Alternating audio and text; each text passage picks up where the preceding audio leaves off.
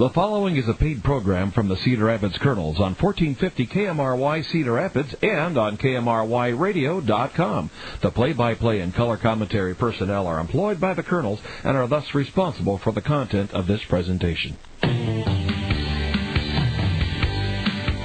It's time for another Kernels game. First, South Slope Communications brings you interesting insights through conversation with players and guests. Then game lineups and setups, and then we'll play ball. And following the game, the Kernels Curtain Call, a wrap-up of the game, then the play of the game, and we'll catch you up on scores around the minor and major leagues. But now, in his 15th consecutive year of being the radio voice of the Kernels, here's John Rogers.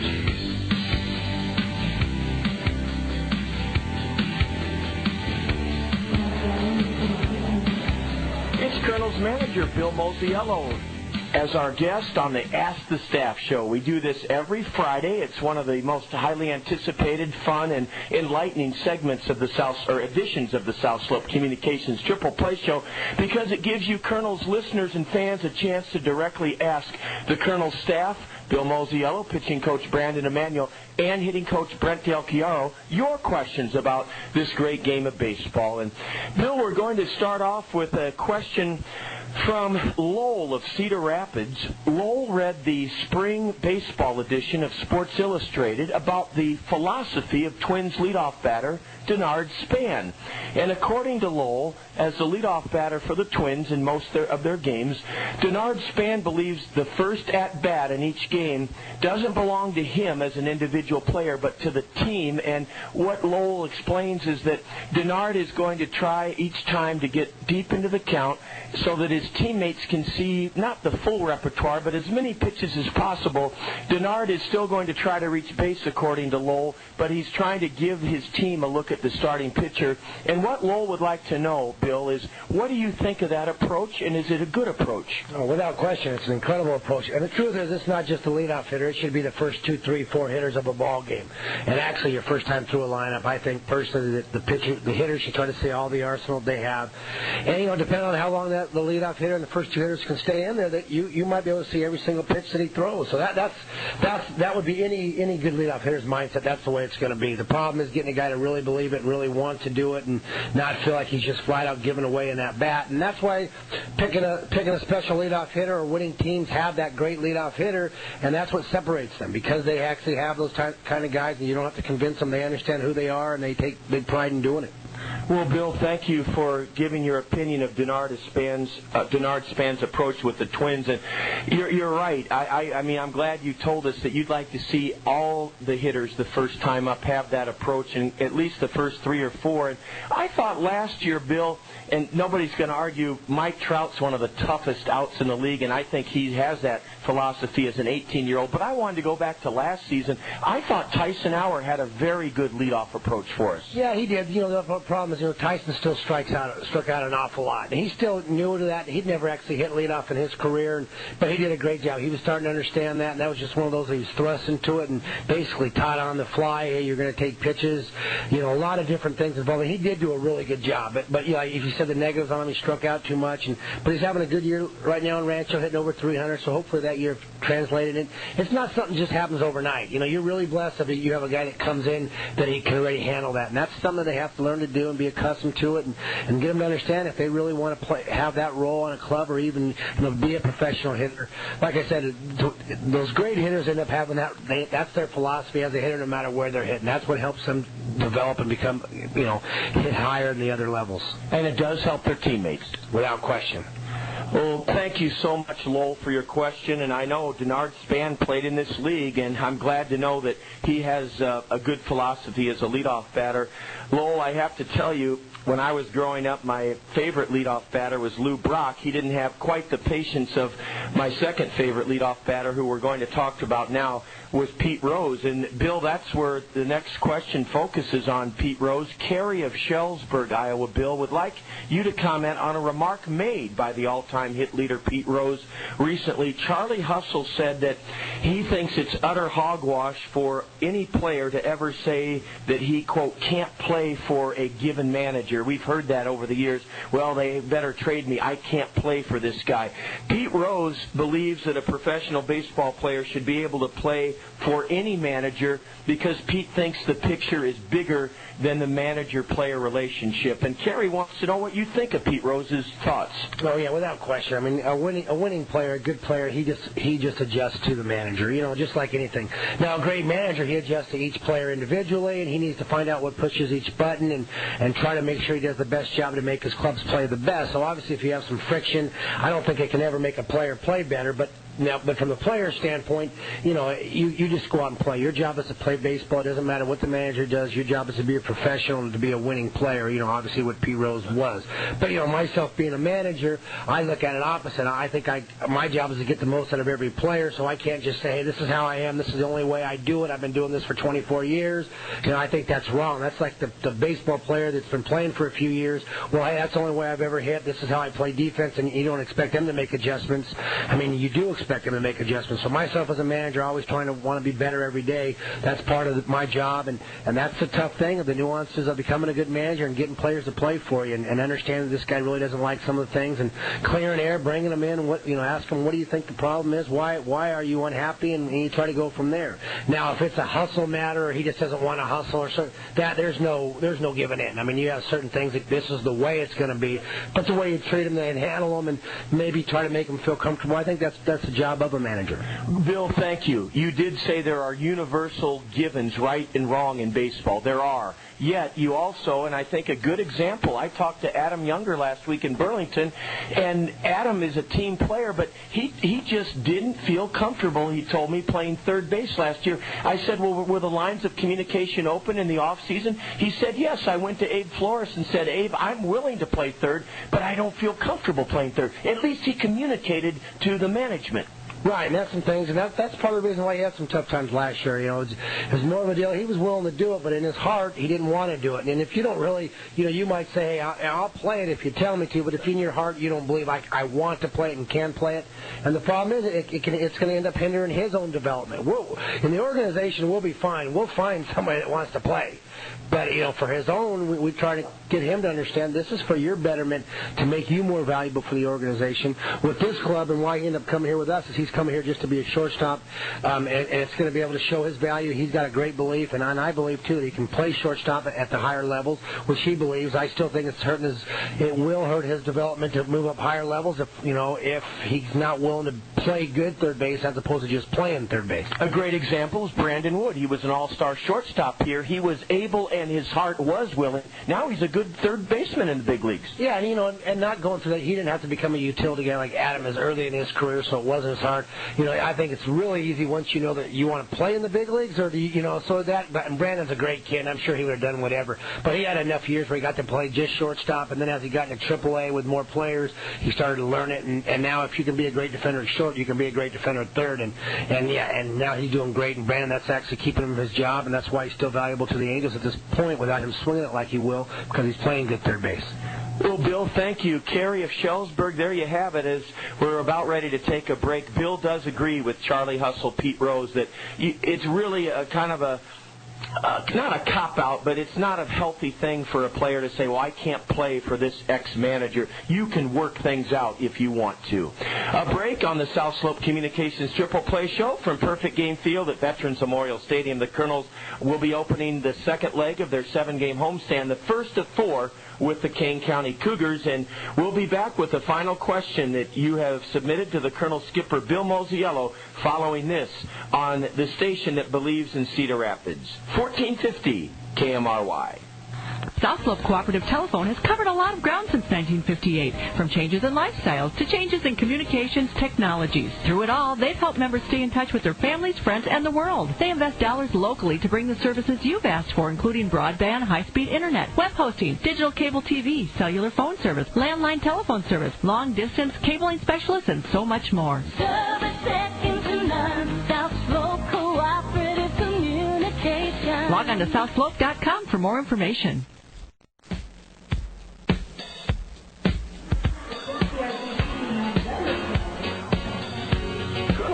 manager Bill Mosiello fielded questions from Lowell of Cedar Rapids, Carey of Shellsburg on the Ask the Staff Friday edition of the South Slope Communications Triple Play Show. And Bill, our last question comes from Toddville, Iowa. David, he heard Japanese stars Kosuke Fukudome of the Cubs and also recently Ichiro Suzuki of the Mariners interviewed on MLB.com, and he had a concern or a concerning question.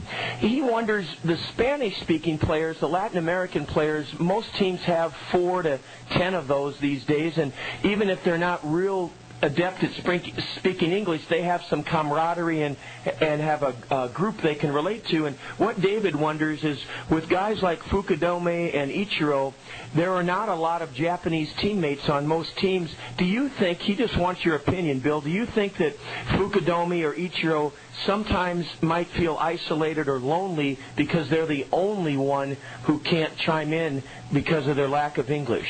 Yeah, obviously I would think so. Like you said, there's a lot of Latin players from different descents on that, but Japanese-wise and Oriental from that persuasion, there usually isn't. They always have. I've never known of one of those players not to have their own interpreter that's with them every second. Hideki Matsui has his own that's been there with the Yankees and now with us and everywhere. So they always have their own. So they do have one friend on that, but it's not a teammate. So I'm sure it's a little bit different. Almost all staffs are going to have at least one Latin guy, so that helps their transition. But Japanese-wise, I've never really thought of it a whole lot like that. But I've also known they've got professional baseball in Japan. If they didn't really want to make the transition and feel like that it was worth it to them, they don't have to do it. Whereas maybe the Latin, there's no big leagues there except for in the off season, so they do come to here. But in Japan, they do such a great job professionally. They're coming out here because they want to play in the big leagues and play in America. So I figure they're ready to handle those transitions. But there's no doubt. I mean, if you pictured your own self being in uncharted waters around just people that couldn't speak your language, that would be tough on any of us. Yeah, it sure would, Bill. And David, that, as Bill said, he credits you as I do. That's a very keen observation. And Bill does point out a couple of neat things, though, David. They do have an interpreter, and I'm sure they hand select that interpreter, and he's well paid. And I'm sure that interpreter is both a friend and a confidant. And also, David, Bill's point about these fellas make the choice voluntarily to give up their own culture and the comfort of their own diets and ways of doing things in the language. They decide to come here. And yet, all that said, David, Bill does agree that they're just human nature. They probably do feel isolated and lonely at times, but thankfully they are here on their own volition. Well, Bill, 3 different questions and 3 great answers from you as always. Thank you for serving as the sounding board for our fans and the expert. As always, Bill, we want to make sure that you get something nice out of this time you've given us, and that nice item is a $5 gift certificate to any of our Zio Giano's spaghetti houses. Bill, Italian favorites, the hometown taste of Italy at Zio Giano's. Bill Mosiello, thank you so much. Thanks, JR, as always. And Zio Giano's, that's my place out here, so I'll be there soon. Sounds wonderful. That does it for the Ask the Staff show on the South Slope Communications Triple Play Show. Stay tuned after this message from South Slope Communications. Michael Briskowski, our Kernels broadcast assistant, and me will set the starting lineups for the series opener between our Kernels and the Cougars. Baseball ahead here on your local radio station, 1450 KMRY.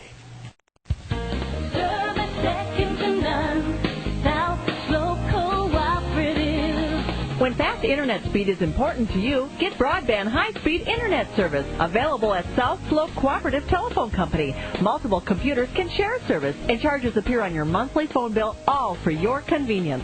Call 319-626-2211 or log on to southslope.com. South Slope Cooperative, providing service second to none.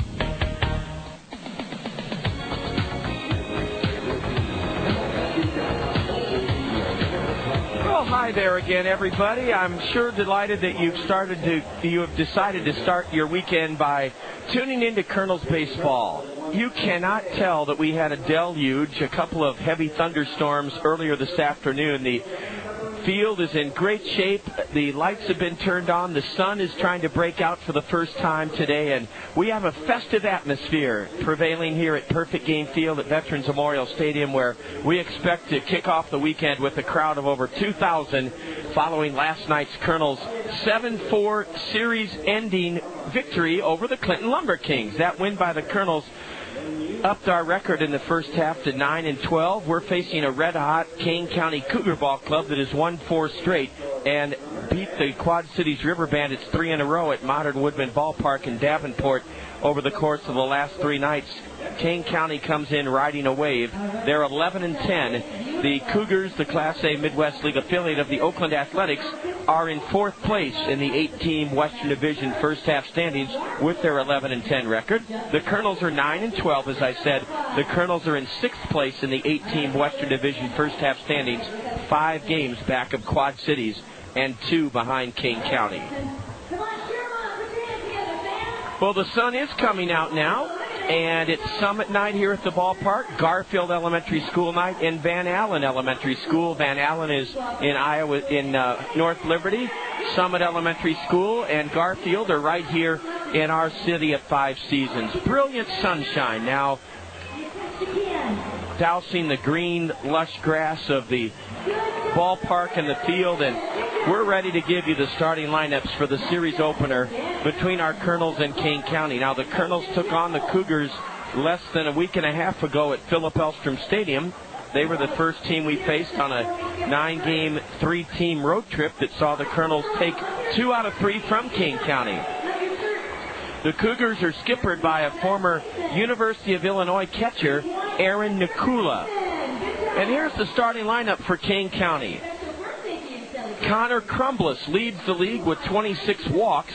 He's hitting .273, and he's tied for 3rd in the league with a .456 on-base percentage. Connor Crumbles will lead it off out of Emporia State University for the Cougars at second base. Tyrese House will be in center field and bat second for the visiting Cougars. Hitting 3rd for Kane County, Kent Walton in left field. Walton in left field batting 3rd for the Cougars. The cleanup batter for Kane County is Leonardo Heel. Leonardo Heel spells his last name G-I-L. Leonardo Heel at 3rd base bats cleanup tonight for Kane County. Batting 5th and serving as the designated hitter for the visitors, Anthony Aliotti. Anthony Aliotti will bat 5th and serve as the DH for Kane County. Catching and batting 6th is Max Stassi, S-T-A-S-S-I, Stassi, batting 6th and catching. The Cougar right fielder is Rashawn Dixon, and he'll hit 7th. Batting 8th at first base, Franklin Hernandez. And the Cougar shortstop bats 9th, Mike Gilmartin. On the hill for Kane County is an 18-year-old lefty. We faced him at Elstrom Stadium less than 2 weeks ago on April 18th. And he did not figure in the decision a Kane County 5-3 win over the Kernels. Ian Kroll. Ian Kroll is from near Elstrom Stadium in Geneva, Illinois. He went to Nequa Valley High School, and the Oakland A's took him in the 7th round last year. Ian Kroll, 0-1 on the year with a 4.80 ERA, is an 18-year-old lefty on the hill for Kane County this evening.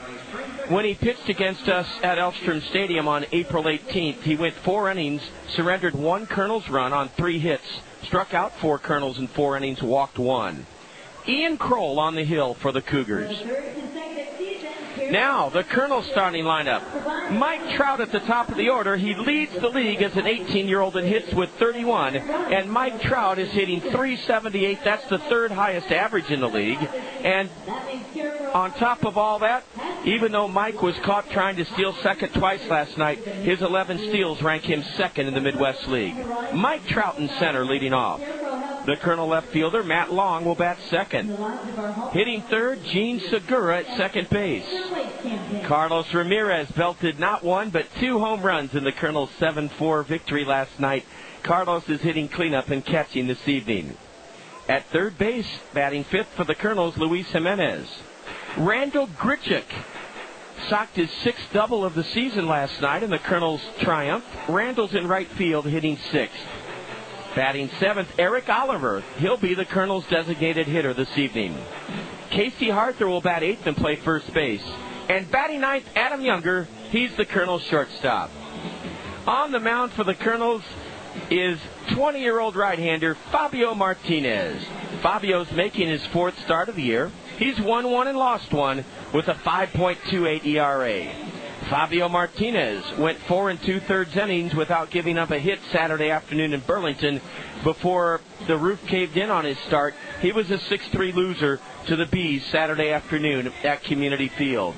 Fabio Martinez pitching tonight for the Kernels, a 20-year-old right-hander from the Dominican Republic. Those are the lineups that have been turned into the umpires standing at home plate with Kernels manager Bill Mosiello and Aaron Nakula of the Kane County Cougars. And our umpiring crew, as always, is presented by the expert eye care specialist who the Kernels rely on to bring things into clear focus for them on the diamond, Anderson and Brown Eye Care. Our Anderson and Brown Eye Care umpiring duo, Jeff Klinghoffer, will call the balls and strikes. Klinghoffer behind the plate. And on the diamond, it's Taro Hamano. Taro Hamano will be calling the plays on the bases. Dr. Todd Brown and Dr. Tom Anderson presenting our umpires, and I encourage you as a patient of Anderson and Brown Eye Care to visit them in their sparkling new state-of-the-art facility just off I-380 at the Boyson Road exit to have your eyes examined and cared for. Well, as I mentioned, there's electricity in the air tonight, not because of the thunderstorms earlier this afternoon, but because there are a lot of kids in the ballpark from 3 different schools, Summit, Garfield, and Van Allen, and we'll be hearing from some of them during the middle portion of this broadcast. Michael Briskowski will be along to bring you the second and third innings tonight. He's helping present the jumbo flag this evening on behalf of Cedar Memorial. And we like to use this interlude between the starting lineups and the national anthem to tell you about what we try to do to make the community a better place and who helps us do that. And the example I'll give once again this evening is a visit the Kernels made this morning to promote and encourage youngsters to read in the 12th annual Kernels Reading Program. It's presented for the 12th straight year by Toyota Financial Services and supported by contributing sponsors the Gazette and Rockwell Collins. And this morning, Kernels third baseman Luis Jimenez, as well as Kernels submarine reliever Jeremy Berg, joined us at 2 schools, Echo Hill in the Marion District. Now, Echo Hill is way out in the boonies.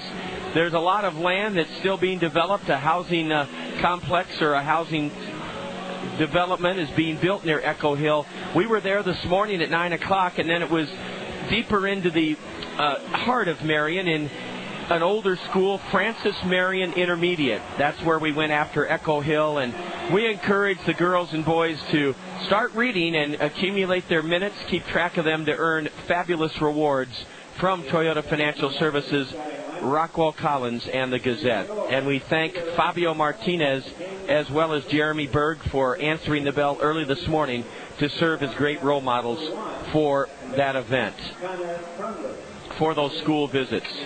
Well, Dale Broad, our public address announcer, is reciting the starting lineups that I just shared with you, a few moments ago. The skies have brightened considerably. Still kind of a slate blue or gray, and the jumbo flag I talked about is now being presented by Cedar Memorial. Kids from Garfield, Summit, and Van Allen, along with Kernel helpers, are making sure that that flag is respectfully transported from the wagon gate in right field into shallow center field. We continue this series tomorrow afternoon. That'll be fun to play day baseball. In fact, the next 3 games of this series in homestand are day games. Tomorrow at 2:05. Sunday is our first family fun day, and that means thanks to Beef O'Brady's, kids can run the bases after the game and play catch on the field. We'll tell you a lot more about that throughout this broadcast, that Sunday is an opportunity to bring your family and run the bases after the game and play catch on the field thanks to Beef O'Brady's. And then Monday, one of our popular noon weekday starts to finish up the 7-game homestand. We will host these Kane County Cougars at 12:05 on Monday, and we encourage you to come out and have lunch here at the ballpark and have yourself a whale of a time. I want to make sure, last night I mistakenly said that you can rent the Blue Lagoon home run hot tub above the left field wall. I said you could do that for the incorrect price. You can do that. You and 7 guests, a total of 8 folks, can enjoy the pulsating comfort and exhilarating experience of watching the ball game from the Blue Lagoon Home Run Hot Tub for just $300. Just $300 for 8 guests in that Blue Lagoon Hot Tub. Well, and a great touch as these schools are here. The kids are forming a high-five tunnel, and as the Kernels come out of their home first base dugout, they run through a tunnel and they're high-fiving a lot of girls and boys. What a neat experience that high-five tunnel is. I need to tell Jessica Ferguson and Jack Rader and Sonia Massey that is a really neat idea. There are at least 30 kids forming a tunnel for the Kernels to run through and high-five as they do so. It's just so terrific to have the 3 schools here this evening for this Friday night kickoff to the weekend. Tomorrow's the Kentucky Derby, and tomorrow Bob Brooks will be hosting the South Slope Communications Triple Play Show. He'll be joined by Colonel Utility Man Kevin Ramos, and I encourage you to tune in for that because Bob knows that Kevin is from Panama, and Panama is a place that Bob Brooks and I have always wanted to visit but have never been able to. So join Bob tomorrow as he hosts the South Slope Communications Triple Play Show at 1:40 with Kevin Ramos. Well, that jumbo flag I mentioned is being presented right behind second base in shallow center field, and it's presented by Cedar Memorial. In just a moment, I'm going to turn things over to public address announcer Dale Brote. Dale's going to be introducing the Summit School Singers, and they'll be singing the Star-Spangled Banner. Let's pick up Dale right now as he introduces our national anthem singers, the Summit School Singers. We would like to thank representatives of Van Allen and Summit Schools for displaying the huge flag behind the infield this evening. And now, ladies and gentlemen, to honor America, please join in the singing of our national anthem. It is being performed by the Summit School Singers.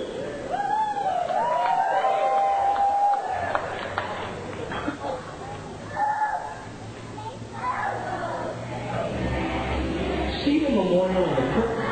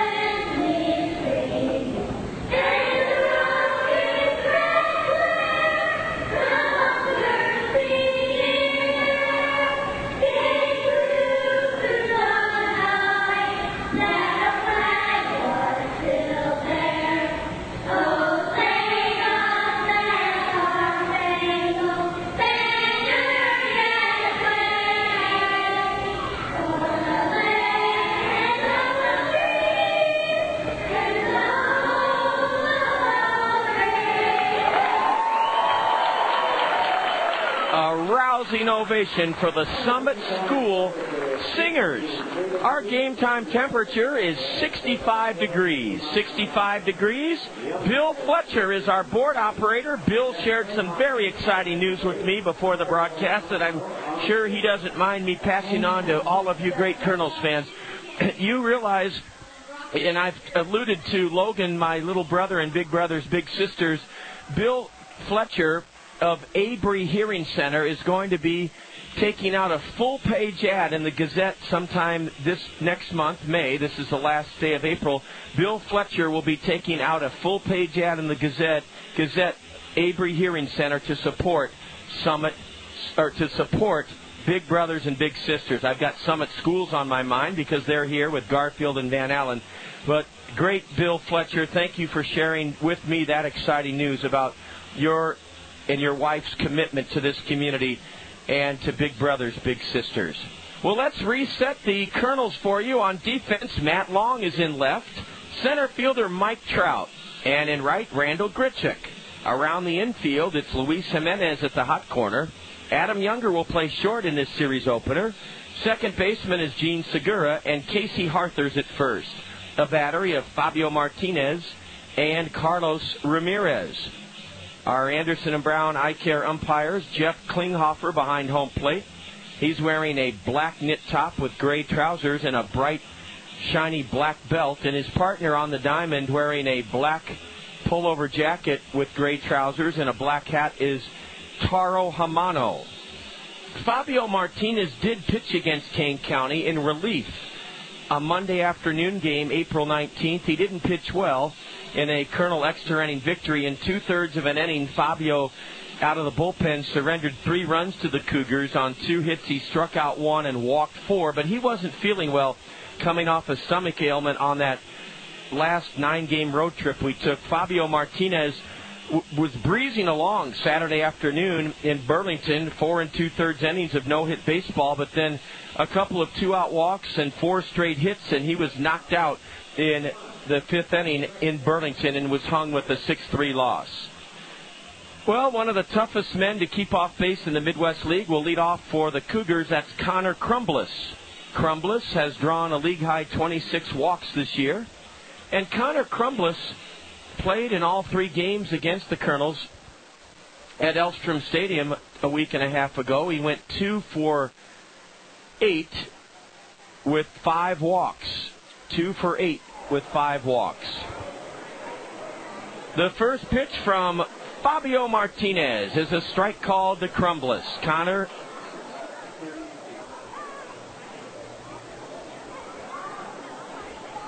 a left-handed batter steps out. In on the grass at third is Luis Jimenez, and a fastball at the letters. Strike 2 called to Connor Crumbles.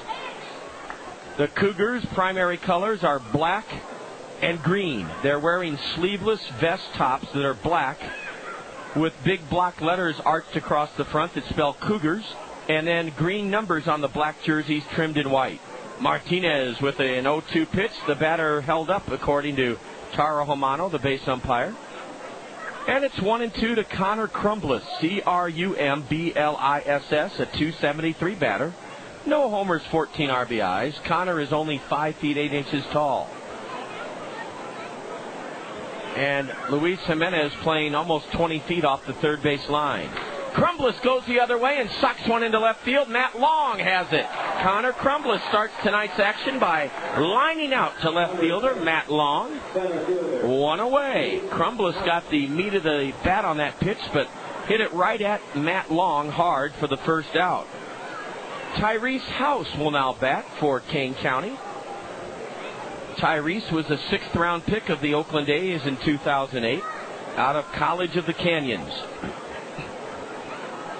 Tyrese House was 2 for 7 in 2 games against us a week and a half ago, and Fabio Martinez tried to put a little something extra on a fastball, and he misses way high, ball 1.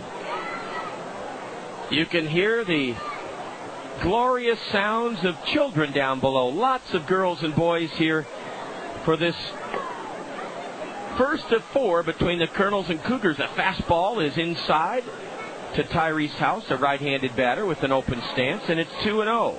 Tyrese is hitting .240, no homers, 6 RBIs. He fakes a bunt, and a strike is in at the knees to Tyrese House. House uses a white ash bat. Oakland outfits the Cougars in white spikes. A fastball high and away, ball 3 to the center fielder. Fabio Martinez goes to the rosin bag behind the mound. Now he's back on top. He holds his tan glove, ball in hand, under his chin, and then lifts his hands above his blue hat and misses low with the fastball. Tyrese House has walked with 1 out in the Kane County top of the first inning. 1 on, 1 out for Kent Walton. Kent Walton played in all 3 games against the Kernels a week and a half ago in suburban Chicago. He had 2 hits and 13 at-bats. Walton is hitting .296 on the year, 1 homer, 15 RBIs, and 11 doubles already for Kent Walton.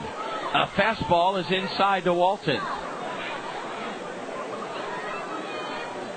That's right, Kent Walton already has 11 doubles. Outfield straightaway for the Kernels. Runner at first, Tyrese House. There goes House. The pitch is a strike. The throw to second, and House is safe with a feet-first pop-up slide. Carlos Ramirez made a strong throw to the second baseman, Gene Segura, but Tyrese House steals second. It's his 6th stolen base of the season. Kent Walton took a fastball on the inside corner for a called strike, and now Fabio Martinez will try to prevent the Cougars from jumping ahead here in the top of the first inning. A walk and a stolen base. And now Kent Walton, a right-handed batter, looks at strike 2 called on the outside corner. Well, I want to thank Lanny Peterson, our housing coordinator. Lanny popped in with the help of Vern about 15 minutes before the game and presented Michael Briskowski and I with a full plate of food from the host family monthly gathering in our conference room. And I hope Michael Briskowski's hungry. A change-up, a swing, and a miss. Kent Walton fans on a pitch in the dirt. And that's our first Aegon K's for Kids first of the evening. Shannon is proudly posting that K on the Aegon K's for Kids board in left field. For every strikeout the Kernels pitchers record this season, Aegon proudly donates $5 to Kids First. It's an advocacy group for boys and girls who can't afford legal help. And that K's for Kids. Here's a throw to second, and House just got back standing up. That's the 194th Aegon K's for Kids recorded by Kernels pitching this year, and that means Aegon has already set aside $970 for Kids First. Leonardo Heel, a right-handed hitting third baseman, looks at ball one low from Fabio Martinez. The lights are on here. We had a glimmer of sunshine right before the national anthem. Runner at second, 2 gone, top of the first, and Leonardo Heel fouls one off his fist in the air into the suites to our right. Well, Michael Briskowski, Lanny Peterson wanted to make sure that if you were hungry, that food will keep. It's from the Edgewood Road Hy-Vee, party potatoes, a chicken sandwich, and a cookie. And it is scrumptious, Michael. Sounds good. I'm sure I'll nibble on it throughout the game. Lanny was so kind to come in here, and I said, now that second plate's for Michael, isn't it? And he said, well, he's your broadcast assistant, isn't he? I said, he sure is. The 1-1 to Heel is cranked foul off into the Cougar third base dugout. Fabio Martinez trying to pitch around a 1-out walk and a stolen base by Tyrese House here in the top of the first inning. Michael helped the kids from Summit and Van Allen present the flag, and they looked from here, Michael, to be very excited about it. Yes, they were. It was a good group of kids. Good. Heel with no bend in his knees, swings and misses at a let-up. Leonardo Heel is down swinging as Fabio Martinez took something off a 1-2 pitch and struck the cleanup batter out. No runs for King County, a walk, a stolen base, and the Cougars leave one in the top of the first inning. And after one half inning, it's the Cougars nothing and the Kernels coming to bat. This is Kernels baseball on locally owned and locally involved. 1450 KMRY. Life is full of changes and challenges. The right life insurance coverage can help you plan ahead for whatever may happen, both expected and unexpected. See Scott Draper, your Pekin insurance agent at Sheets Force Draper Insurance in Marion, about a wide range of life insurance products that can be your life preserver for whatever stage of life you're in. Universal life insurance, term life insurance, preferred whole life insurance, and single-pay child life insurance from Pekin Insurance goes beyond the expected for you and your loved ones. See Scott Draper at Sheets Force Draper Insurance about life insurance. Cheesy ravioli or the tortellini, love that Zio Gianno's menu. It's an evening at Zio's. What, you never been to Zio Gianno's? That's where you get the hometown taste of Italy with spaghetti, lasagna, cannelloni, whatever you got a taste for. Zio Gianno's has the homemade bread, delicious meat sauce, and gondola salsa. Dine in or carry out Zio Gianno's for that pasta that makes you sick. Oh, come to Zio Gianno's, the pasta makes you sick. Come to Zio Gianno's. Randy Keel has owned a Honda dealership in Cedar Rapids for years. He and his employees are homegrown as well. They buy things right here in eastern Iowa with money they derive from you, the customer. Whether it's a huge selection of quality used cars or their large inventory of brand new Hondas like the gas-saving Civic, the sporty Accord, or the economical CR-V, and many models in between, there's a car on the Randy Keel lot that suits your style and your wallet. And don't forget, please, their service department. Open Saturdays, too. Randy Keel Honda. Just like KMRY, being locally owned and operated does make a difference. Experience that difference at Randy Keel Honda on Centerpoint Road Northeast between 42nd Street and Collins Road, or online at randykuehl.com.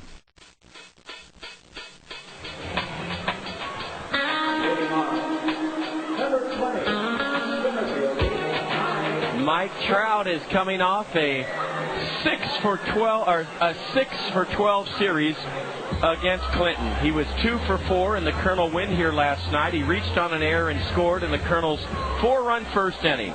Mike Trout hitting .378, facing 18-year-old lefty Ian Kroll, and Kroll is ahead with a strike at the knees, a fastball. That's right, the 18-year-old Mike Trout leads the Midwest League with 31 hits and is third in the league with a .378 average. The 0-1. Ooh, a letter-high fastball just missed. Two 18-year-olds facing each other. Ian Kroll for the Cougars and Mike Trout leading off for the Kernels here in the bottom of the first inning. The 1-1 delivery. Spanked foul. Look out in the plaza section. The aluminum back bleachers down the right field line. 1-2 to Trout. The Cougars have the 12th ranked pitching staff in the 16-team Midwest League, a team ERA of 4.07. The 1-2 to Mike Trout. Fouled straight back. Ian Kroll's ERA is higher than the Cougars as a team. It's 4.80.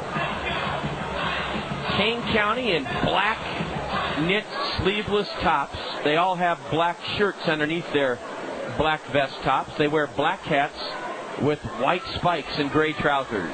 Strike 3 called. A fastball on the inside corner. Does in Mike Trout. One away here in the Kernel first inning. And the batter's Matt Long. Matt Long hitting .216. No homers, 3 RBIs. Matt was 0 for 1 last night. He flew out to right, pinch hitting for Eric Oliver in the. He flew out to right, pinch hitting for Eric Oliver in the top of the 8th inning.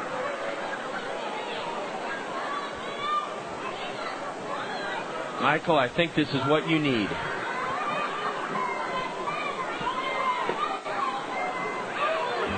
Michael, you've got big news. You've got great news. Oh, it's on the roster. Yeah. I think it's Matt Long's birthday. Well, today. thank you. It is his birthday. I bet the Booster Club took good care of him. It's 0-2 to Matt Long. You're on the job. Here's a bouncer over the mound, and the second baseman bobbles it, and there's no play. I think it'll be an infield single, don't you, Michael, for Matt Long? Be a nice birthday present. It is a base hit. I had no idea. This is Matt Long's 23rd birthday. April 30th. And Matt has started his baseball portion of his birthday with an infield single. Bouncing one over the head of the lefty, Ian Kroll, and behind the mound, the second. A throw to first, and now the runner, Matt Long, in a pickle, and the throw to second. He is safe at second. Taro Hamano has ruled that the second baseman, Connor Crumbles, missed the tag. No argument from Aaron Nakula in the Cougar dugout.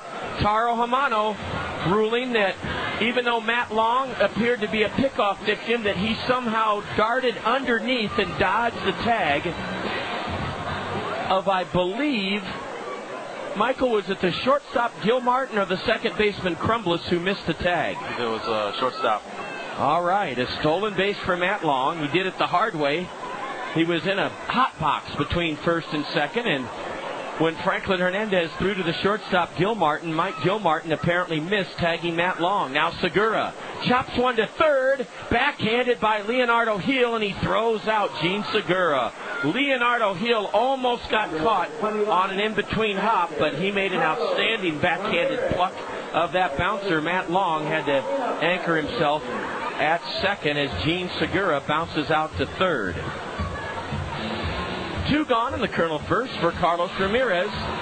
Carlos homered his first 2 times up last night. 2-run homer in the Colonel 4-run first made it 3-1 Kernels. Then he homered in the third to make it 5-3 Kernels. And to cap it off at the plate, he reached on one of 4 Clinton errors and scored in the Colonel's 2-run 6th inning. So he scored 3 runs and hit 2 homers in the Colonel win last night. Ian Kroll gets ahead of Carlos with a fastball on the outside corner, strike 1. Matt Long with a big lead at second. A big yellow hammer is a curve for strike 2 called. And Carlos is in an 0-2 hole. Carlos Ramirez hitting .240. The 2 homers he has came last night. He's driven in 7. The 0-2 high and away.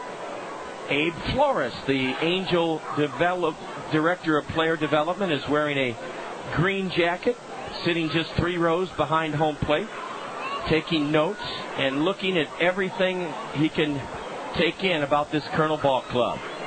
The 1-2 to Ramirez is outside. The catcher, Max Stassi, is wearing Oakland A green shin guards and a green chest protector. Matt Long celebrating his 23rd birthday, and we thank Michael Briskowski for noticing that, is leading away at second. The lights are on here at Perfect Game Field at Veterans Memorial Stadium, and time is called as Carlos Ramirez, with a straightaway stance from the right side, tries with a 2-2 count to drive in the night's first run. Matt Long at second, and now the lefty looks the runner back with second baseman Connor Crumbles darting into his right to the second base bag. No score, bottom of the first, but the Kernels have a 2-out scoring chance. There goes Matt Long. Strike 3 called to end the inning. Strike 3 called. Doesn't matter that Matt Long tried to steal third. Carlos Ramirez was called out anyway. It does not matter. Carlos Ramirez called out on strikes to end the Colonel first. And after 1 inning, Michael Briskowski is going to call a couple of innings early this evening so that we can clear the deck for our guests. So stay tuned for Michael. I'll be with him after 1 inning. It's the Kernels nothing and Kane County nothing. This is Kernels Baseball on your home of timeless favorites. 1450 KMRY. Hey, Kernels. Hi, folks. John Rogers here. You can probably tell by now baseball is a love of mine. I take great pleasure in bringing Kernels baseball to you wherever you may be. If I may, I'd like to tell you about another of my passions, big brothers and big sisters. For 4 years now, I've been proud and blessed to be called a big to my little brother, Logan. Sometimes we play games. Sometimes we go to the movies or to the ballpark. Sometimes we just hang out together. Every day, boys and girls throughout our community reap the benefits of one-to-one mentoring relationships with carefully screened and caring adults. We need you to join us. A commitment means just 4 hours a month for 1 year. The rewards for you and the child are tremendous.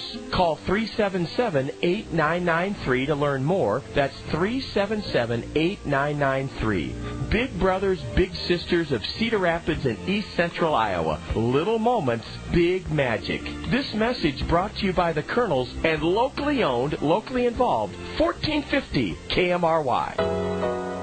Life insurance just got easier with a simplified issue whole life insurance policy from Pekin Insurance Agency Westside Insurance in Palo. Easy to apply for, no medical exam required. Affordable premiums with guaranteed rates for life and guaranteed cash value. A simplified issue whole life insurance policy from Pekin Insurance is just what you need. For life insurance that goes beyond the expected, see Ron Schulte at Westside Insurance in Palo.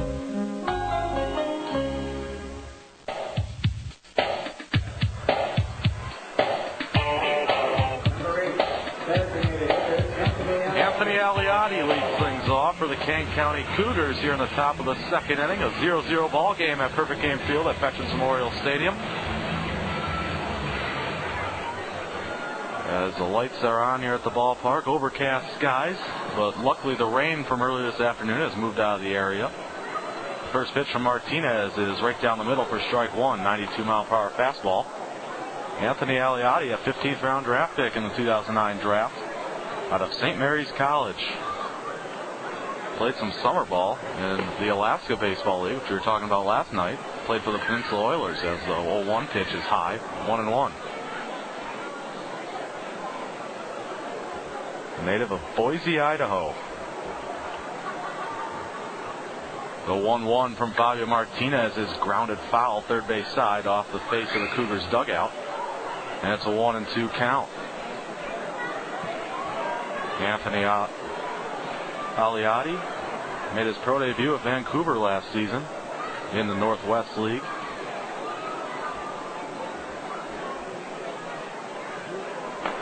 And the 1-2 pitch swung on and missed. A 96-mile-per-hour heater right down the middle. And one away for Fabio Martinez here in the top of the second inning. Max Stassi strolls to the plate for the Cougars.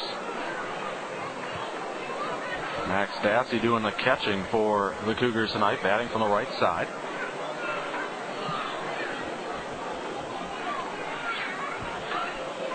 Takes the first pitch low in the dirt, ball one. Max Stassi, drafted by the A's in the 4th round last season. He was the 3rd player picked by the A's because they did not have a 2nd round draft pick last season. And the 1-0 pitch is right down the middle for strike one. Stassi batting from the right side. Native of Yuba City, California. The 1-1 pitch in there for strike two, 1-2. Stassi hitting .243 with 3 home runs and 14 RBIs this season. Last time against the Kernels, he went 0 for 4. And he grounds this one on a few hops just outside the third base bag. And foul, the count will remain 1-2. In that last series against the Kernels, Stassi in the first game was 1 for 4, and the second game was 2 for 4, and went 0 for 4 in the last game of that 3-game series a few weeks ago. The 1-2 is high to even the count at 2 apiece. Rashawn Dixon on deck for the Cougars. Fabio Martinez in his second start.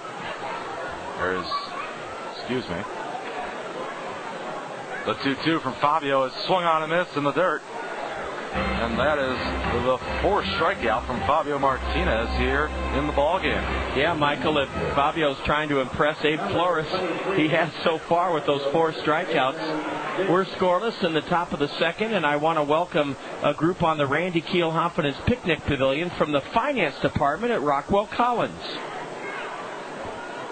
Turned out to be a pretty good night for them out there, John. Yes, it is, after that deluge this afternoon. The first pitch to Rashawn Dixon is in there for strike one. Rashawn Dixon hitting .279, 1 home run and 10 RBIs this season.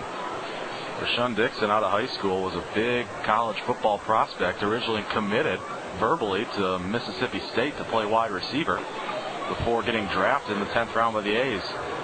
The 0-1 pitch is down the middle for strike two. Fabio Martinez showing good control early on.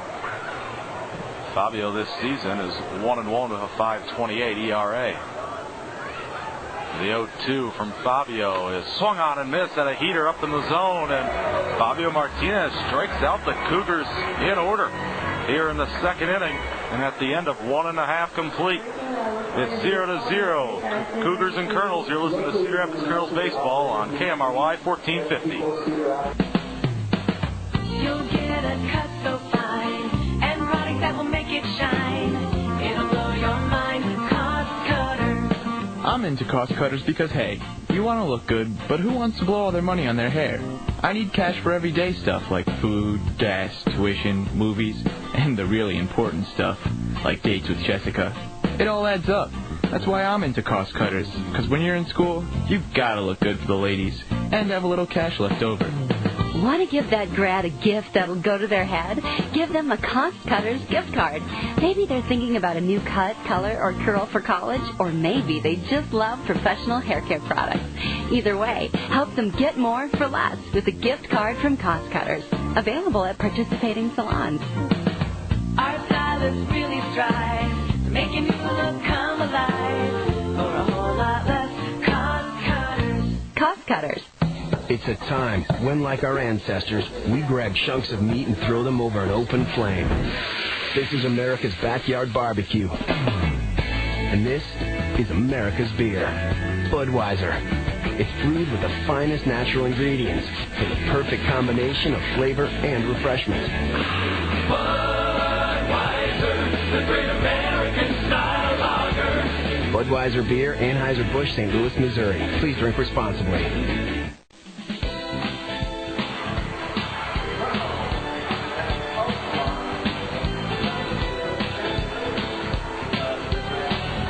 Back at Perfect Game Field at Veterans Memorial Stadium here, where the Kane County Cougars and the Cedar Rapids Kernels are knotted up at 0 as we head to the bottom of the second inning. And Luis Jimenez will lead things off for the Kernels. Luis Jimenez last night was 0 for 4. Had a run-scoring ground out and tied the game at 1 in the Kernels' 4-run first inning. This season, Luis Jimenez hitting .253, 17 RBIs, 7 doubles for Luis. And the first pitch is inside for ball 1.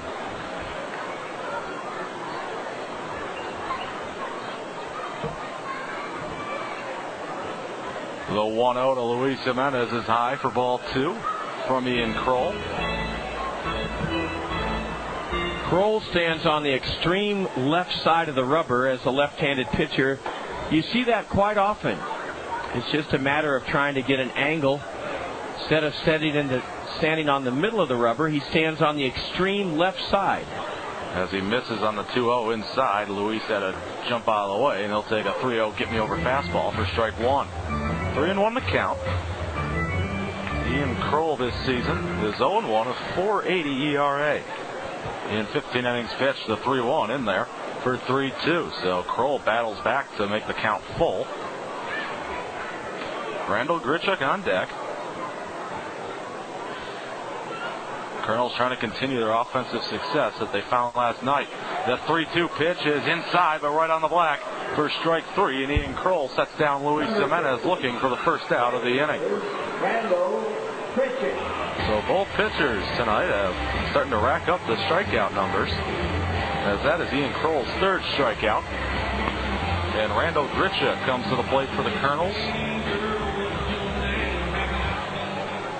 Randall Grichuk hitting an even .200 this season. 1 home run, 9 RBIs.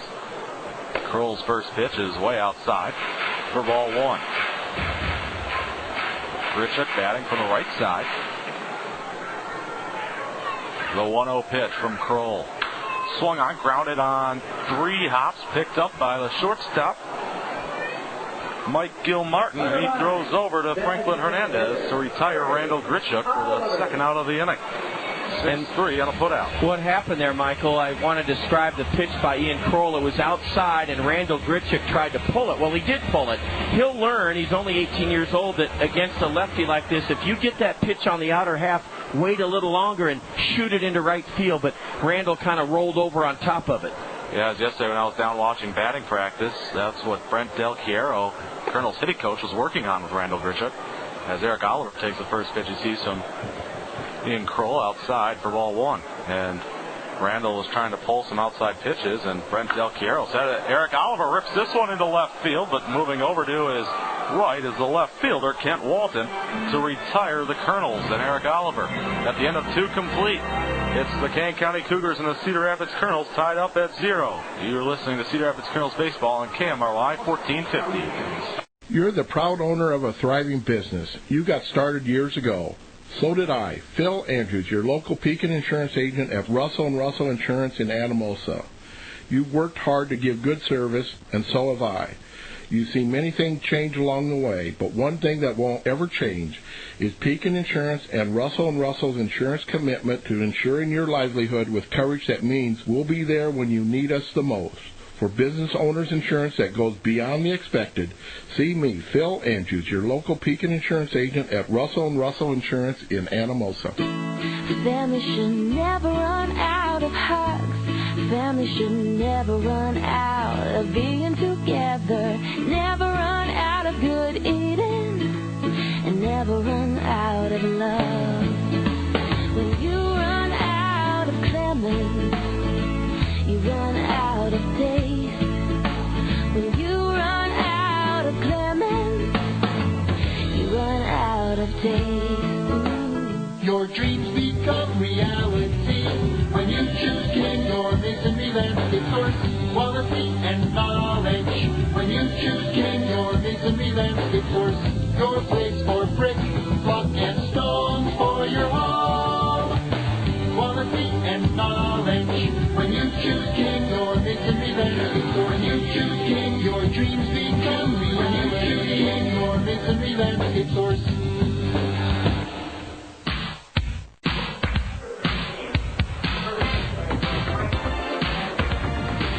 Fabio Martinez has struck out the last 5 hitters he's faced, and Franklin Hernandez will lead things off for the Kane County Cougars. And the first pitch from Franklin Hernandez is outside for ball 1. And John, I wanted to finish what I was saying about the batting cage the other day, and the 1-0 is swung on opposite field into right field. Randall Gritchuk giving chase into the corner and makes a running catch about 10 feet off the foul line.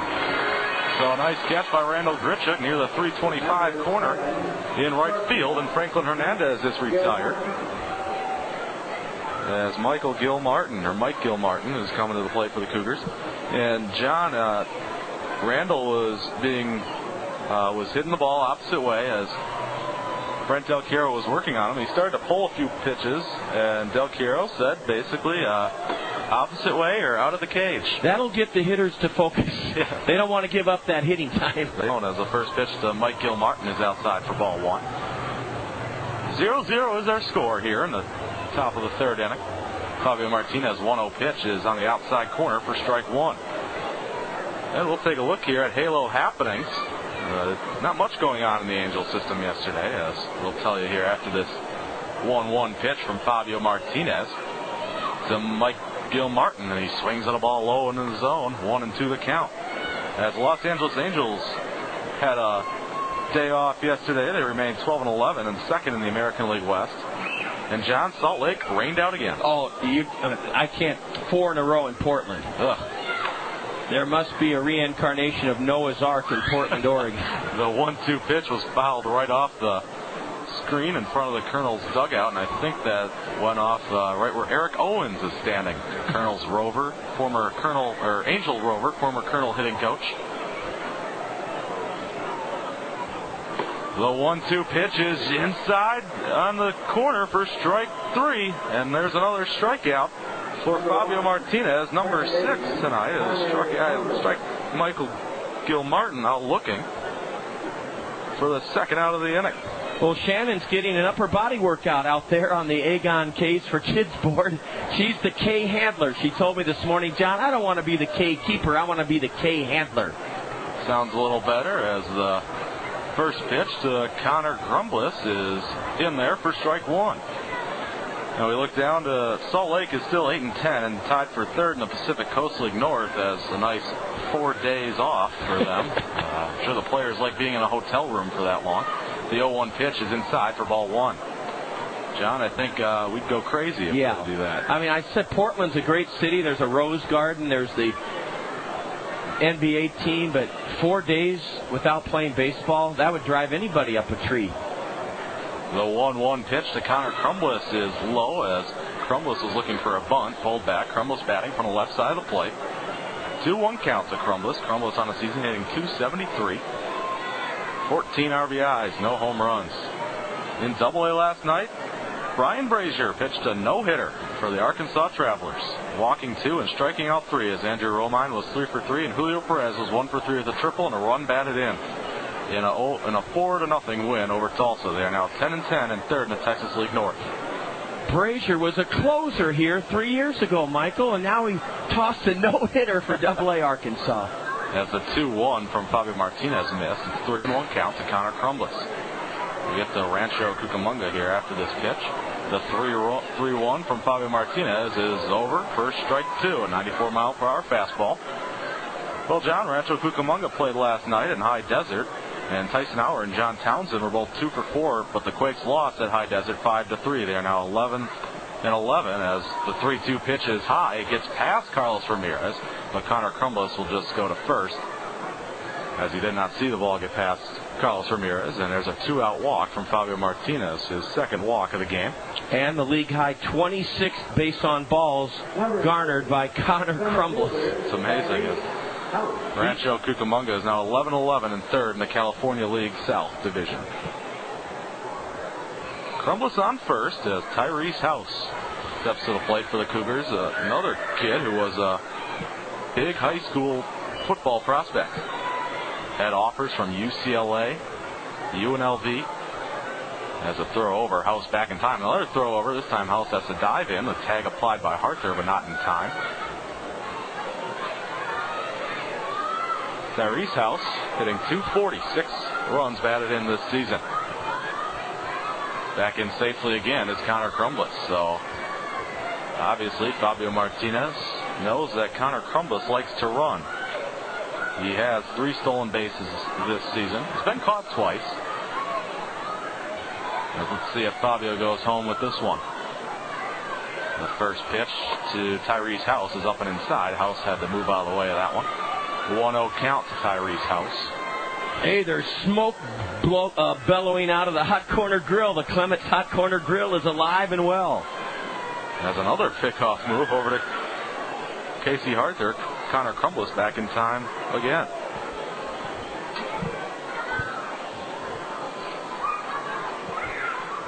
Connor Crumbles takes a big lead, but they're not going anywhere, and Fabio Martinez misses high for ball 2. So now all of a sudden Martinez has missed the last few pitches, and out to the mound will be Carlos Ramirez to settle Fabio down. Up on the Miller Mezzanine Terrace tonight above the Kernels' first base dugout, another group from Rockwell Collins. Their finance department is enjoying the game on the Randy Keel Confidence Picnic Pavilion and left, and on the Miller Mezzanine Terrace displays IPT Rockwell Collins. Welcome. Many of them are just eating and socializing. They're not watching the ball game. The 2-0 pitch is high again from Fabio Martinez. Tyrese House out of Palmdale, California, 6th-round selection by the Oakland Athletics. He attended College of the Canyons. Played last season for the Vancouver Canadians in the Northwest League. Hit .291. And the 3-0 is right down the middle for strike 1. 3-1 to count to the right-handed hitter, Tyrese House, as Kent Walton waits on deck. Tyrese only played in 2 of the games in the 3-game series the Kernels were in Kane County. Played in the first and the second game, went 2 for 4. Off running is Connor Crumbles. The throw is low. The tag not applied in time, and the base comes up from the ground. And the throw one-hopped.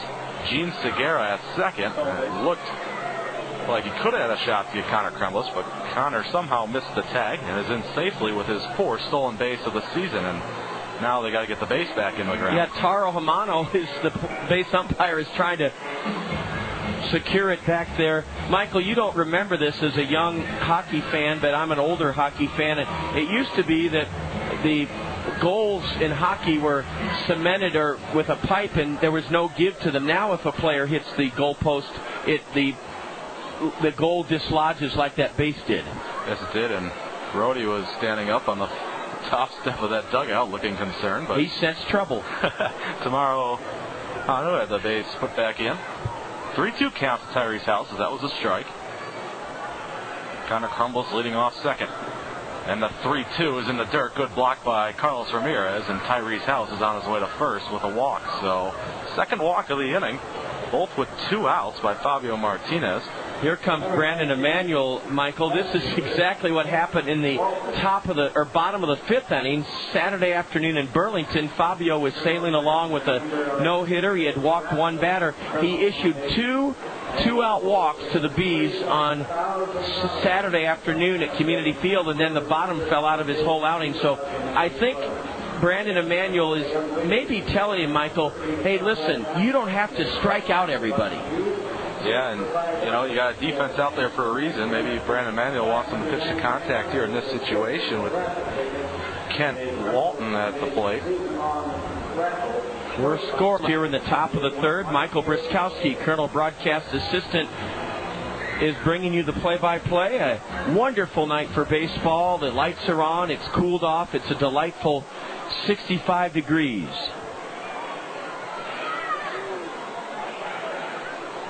Kent Walton has grounded into 3 double plays this season. Not that it matters here. There's 2 outs, but let's get him to hit one on the ground anyway. Well, maybe that's what I was going for there, but the first pitch to Kent Walton is in there for strike 1. Sometimes, John, when you're just going along with the game, you lose track of outs there.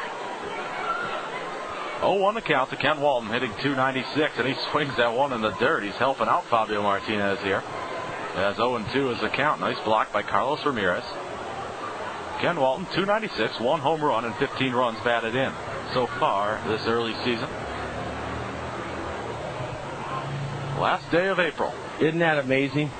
Tomorrow we turn the page into May with a 2:05 start. You already have the page turned over I sure there, do.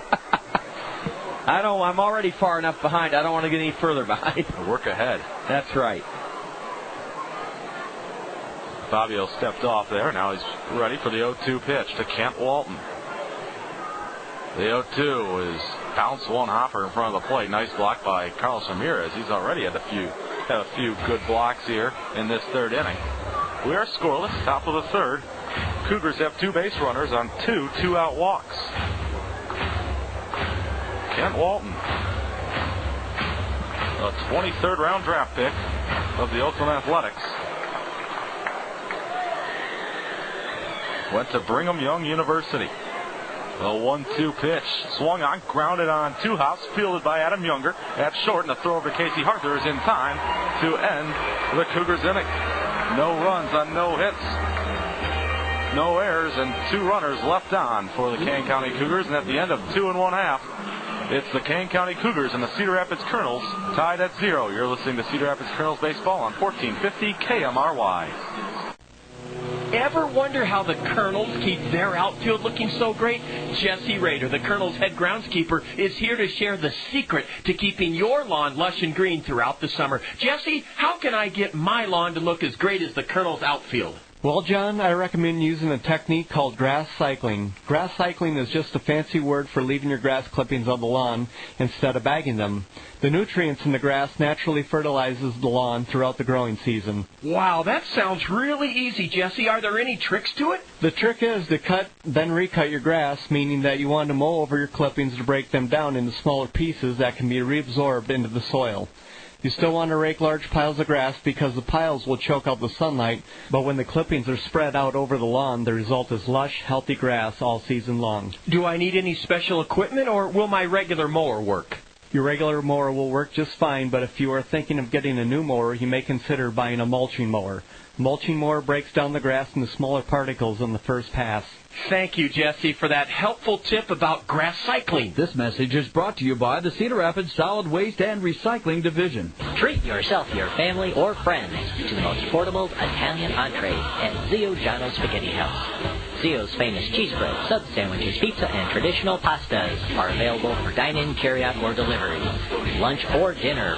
Visit the 2 newest restaurants in the corridor, North Liberty or Coraville. North Liberty off Penn Street behind Mercy Care, Coraville next to High V on Highway 6. Oh, come to Zio Giano's, our pasta makes you Zio. Come to Zio Giano's.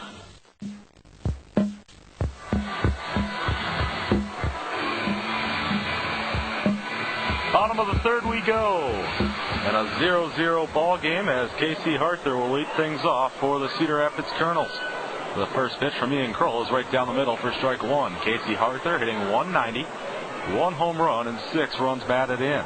And John, this is one of my favorite hitters to watch in batting practice. He loves going to that Randy Keel Confidence Pavilion. Yes, he does. The 0-1 pitch is swung on and missed, 0-2.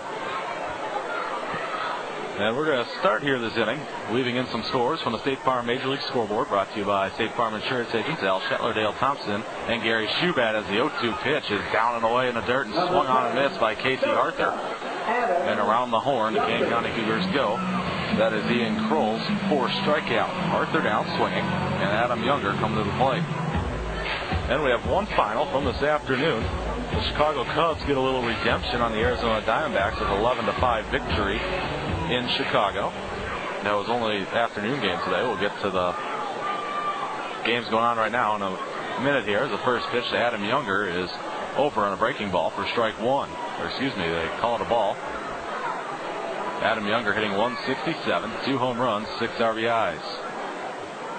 And the 1-0 is low for ball 2. Well, not looking good for the Cedar Rapids Kernels parent club as they are in Detroit at Comerica Ballpark taking on the Detroit Tigers. The Tigers have a 10-4 lead over the Angels in the top of the fourth inning, top of the fifth now.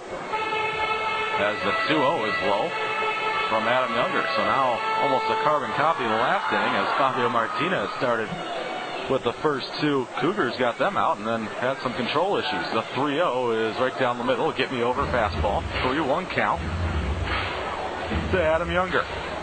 The Baltimore Orioles are taking on the Boston Red Sox in an AL East battle as there's a 2-hopper on third base right down the line, fielded nicely by the third baseman, Leonardo Hill, and he throws over a long throw to Franklin Hernandez at first to retire Adam Younger.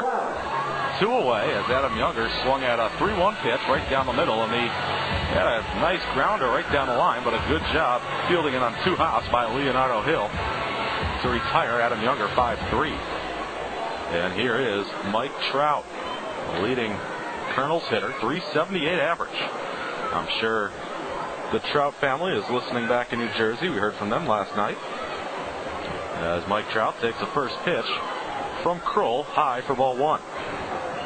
The 1-0 from Kroll. Trout swings and misses at an 86 mile per hour breaking ball. 1-1 is the count. Last night, Michael Trout went 2 for 4.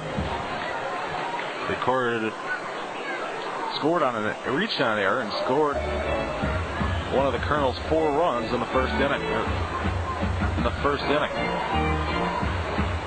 The 1-1 pitch is in there for strike 2, 1-2.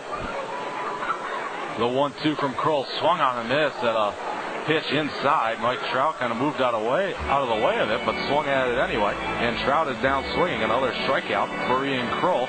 That is now his 5th strikeout, and he retires the Kernels in order. And at the end of 3 complete, it is scoreless here at Perfect Game Field at Veterans Memorial Stadium. You're listening to Cedar Rapids Kernels baseball on 1450 KMRY.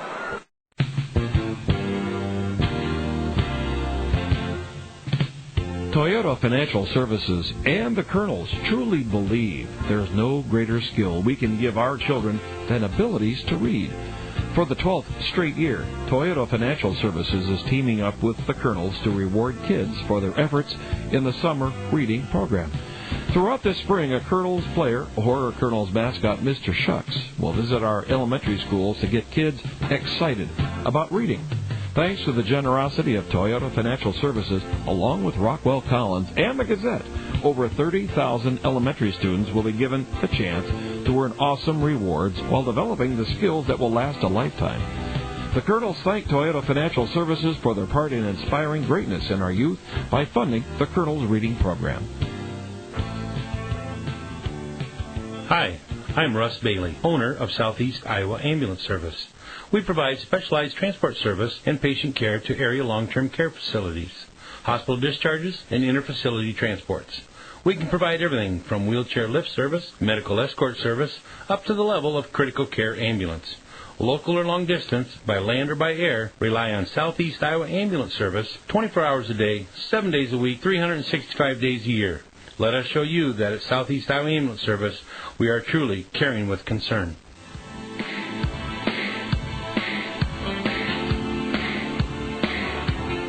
Leonardo Hill will lead things off for the Kane County Cougars. Top of the 4th inning. Fabio Martinez working fast. The first pitch is high in the zone. 92 mile per hour fastball. Ball 1. Leonardo Hill tonight is 0 for 1. One of the many strikeout victims. 7 strikeouts by Fabio Martinez, and Hill was the second one in the first inning.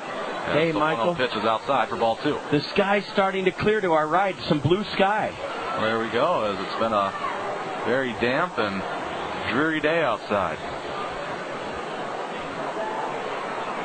The 2-0 pitch from Fabio Martinez is in there for strike 1. Leonardo Hill, 260 average, 1 home run, and 10 runs batted in.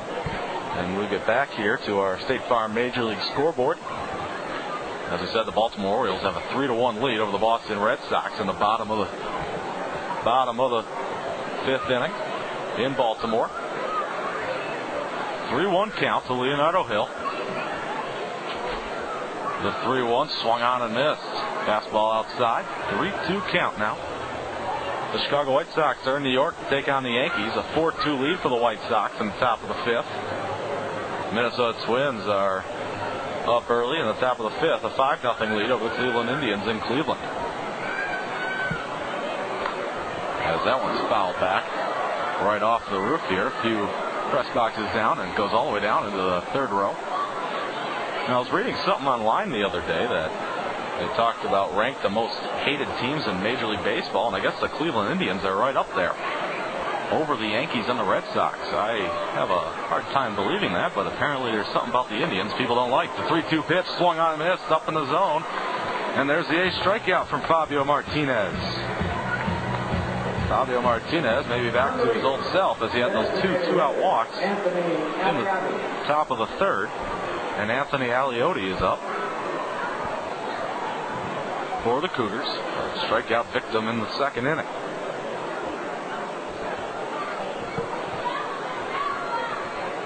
Aliotti is hitting .250.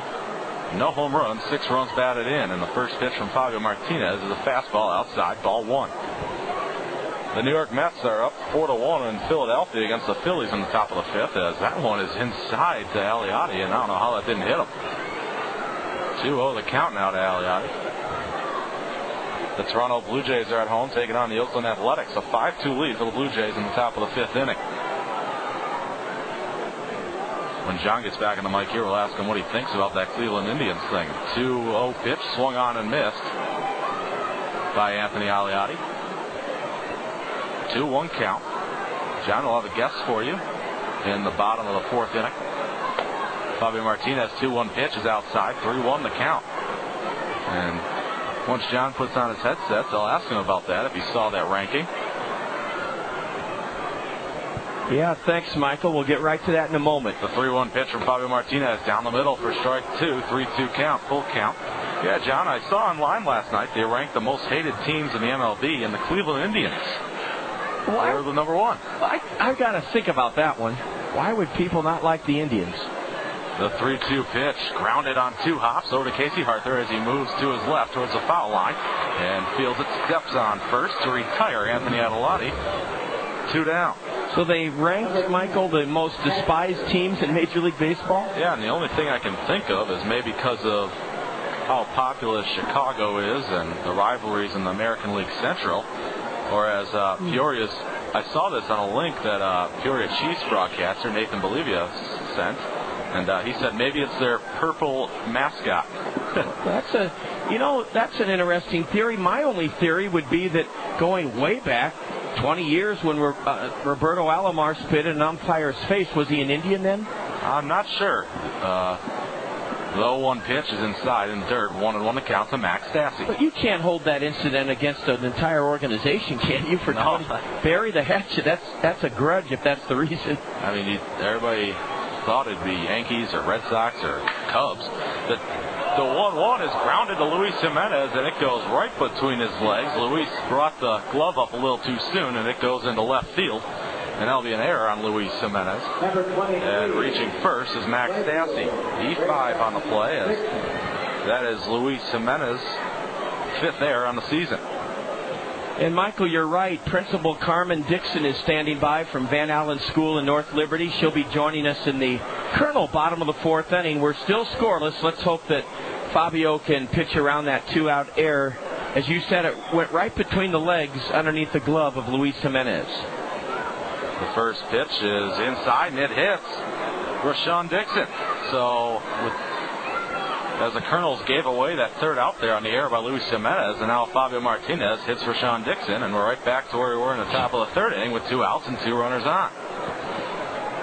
and Franklin Hernandez stepping to the plate. John, I think when we get guests in the booth, we should start asking them what their thoughts are on the Cleveland Indians. Yeah, maybe they have a theory, too. I just don't understand why, in a poll, people would vote them as the least popular Major League franchise. Like you, I would think the lightning rod teams would be the Red Sox and the Yankees. You either love the Yankees or despise the Yankees. I know our general manager, Jack, is a big Yankee fan. And so is Andy Pantini, our director of communications. So is Bruce Owney, sitting 4 rows just to the right of home plate. TV9 anchorman Bruce Owney.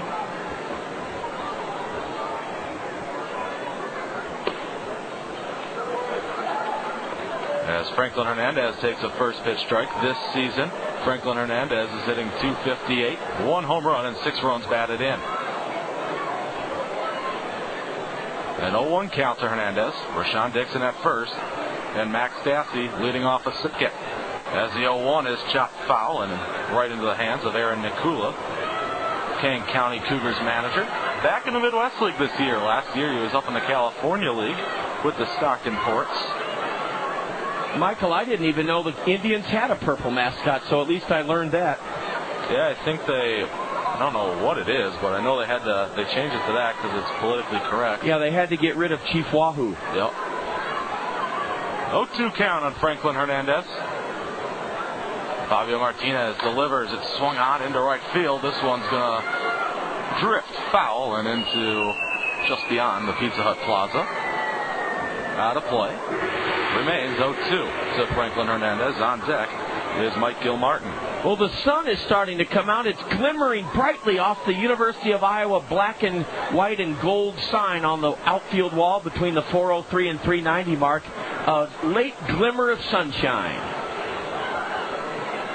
0-2 count to Franklin Hernandez. Fabio checks the runners. The 0-2 swung on one hop to first baseman Casey Arthur, and he'll take a few steps and touch first base to end the inning. So once again, Fabio Martinez allows 2 base runners with 2 outs, but gets out of it. And after 3.5 complete here at Perfect Game Field in Veterans Memorial Stadium, it's the Kane County Cougars and the Cedar Rapids Kernels tied at 0. You're listening to Cedar Rapids Kernels Baseball on KMRY 1450.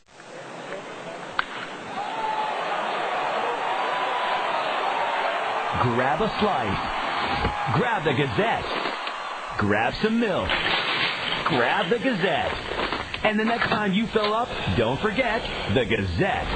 On the go, wherever you are, we are. Because we're there every day. The Gazette.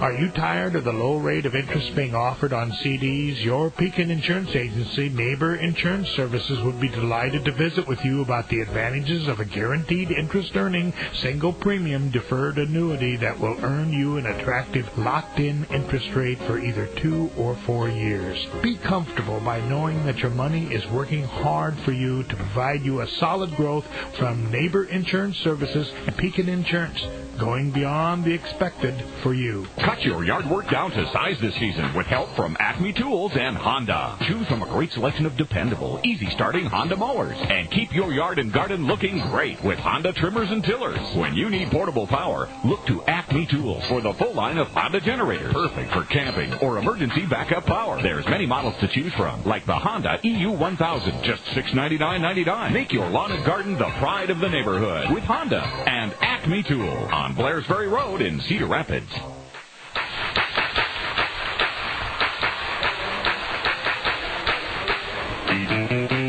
No score in the first of a 4-game series between the Kernels and the Kane County Cougars. 18-year-old lefty Ian Kroll has only allowed 1 base runner through 3 innings. Matt Long reached on an infield single and stole second in the first inning, and it'll be Matt Long to lead it off in the Kernel 4th inning against the 18-year-old southpaw Ian Kroll. And it is Summit Elementary School night, Garfield Elementary School night, and Van Allen Elementary School night here at Perfect Game Field at Veterans Memorial Stadium. Matt Long takes a ball outside from the left-hander Ian Kroll, and it's our pleasure to say hello and welcome the principal of Van Allen Elementary School in North Liberty, Carmen Dixon, as Matt Long takes the strike. And Carmen, you look young enough to be a first-year teacher at Van Allen. Thank you. How long have you been principal?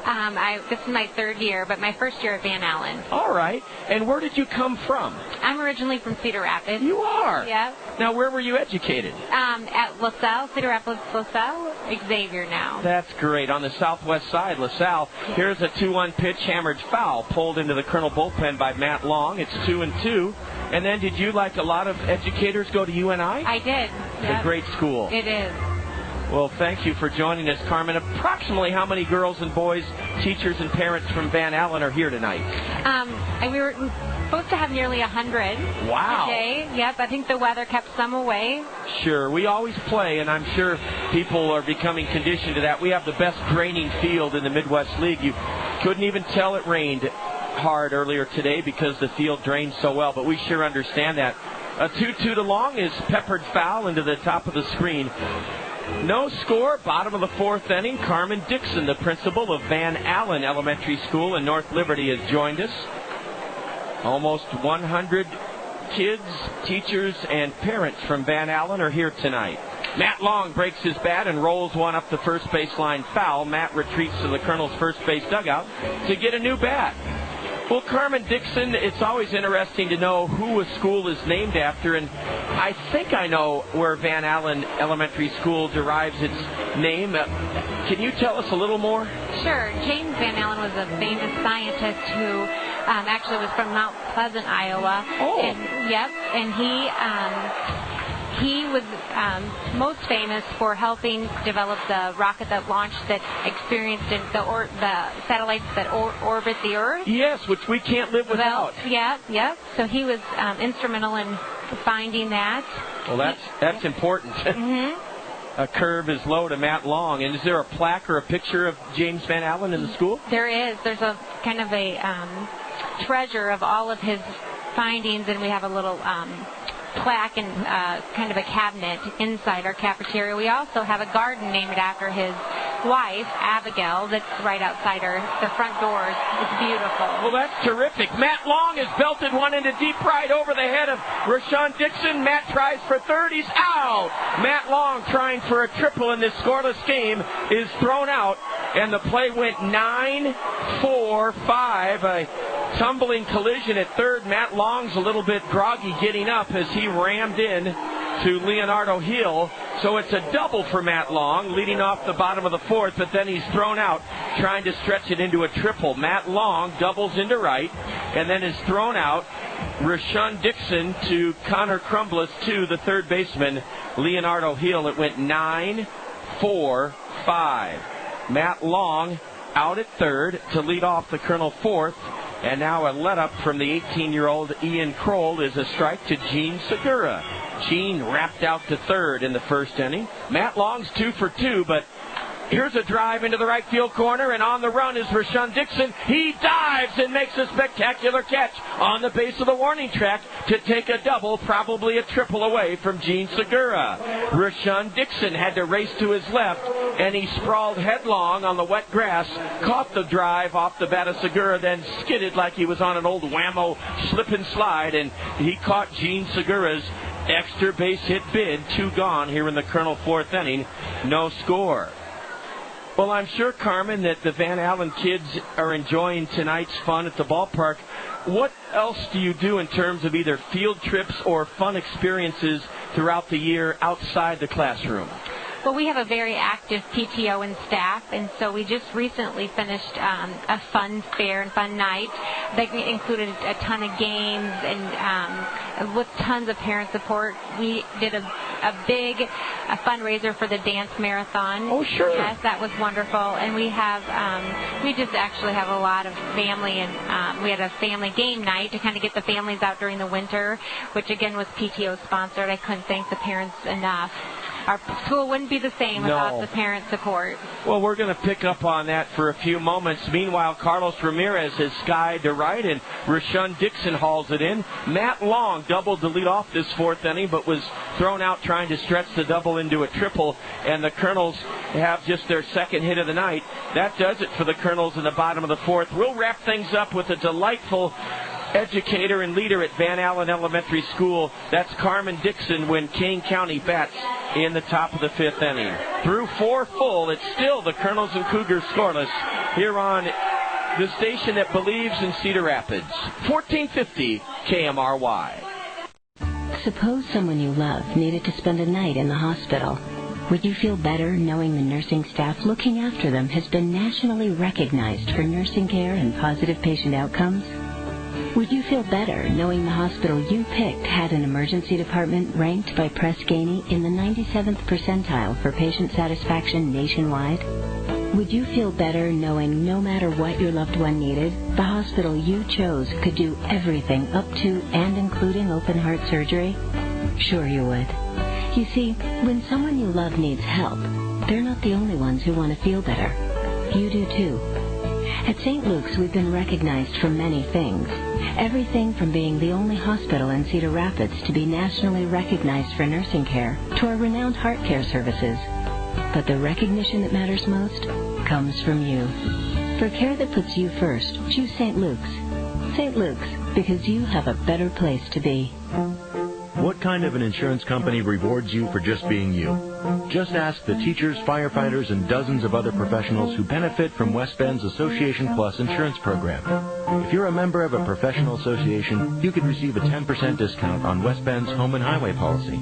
You'll have protection for your home, auto, and personal possessions on one policy from one agent and with one deductible. See Ann Tiernan, Jessica Radigan, and Deb Abernathy at Millheiser Smith Agency, 365-8611.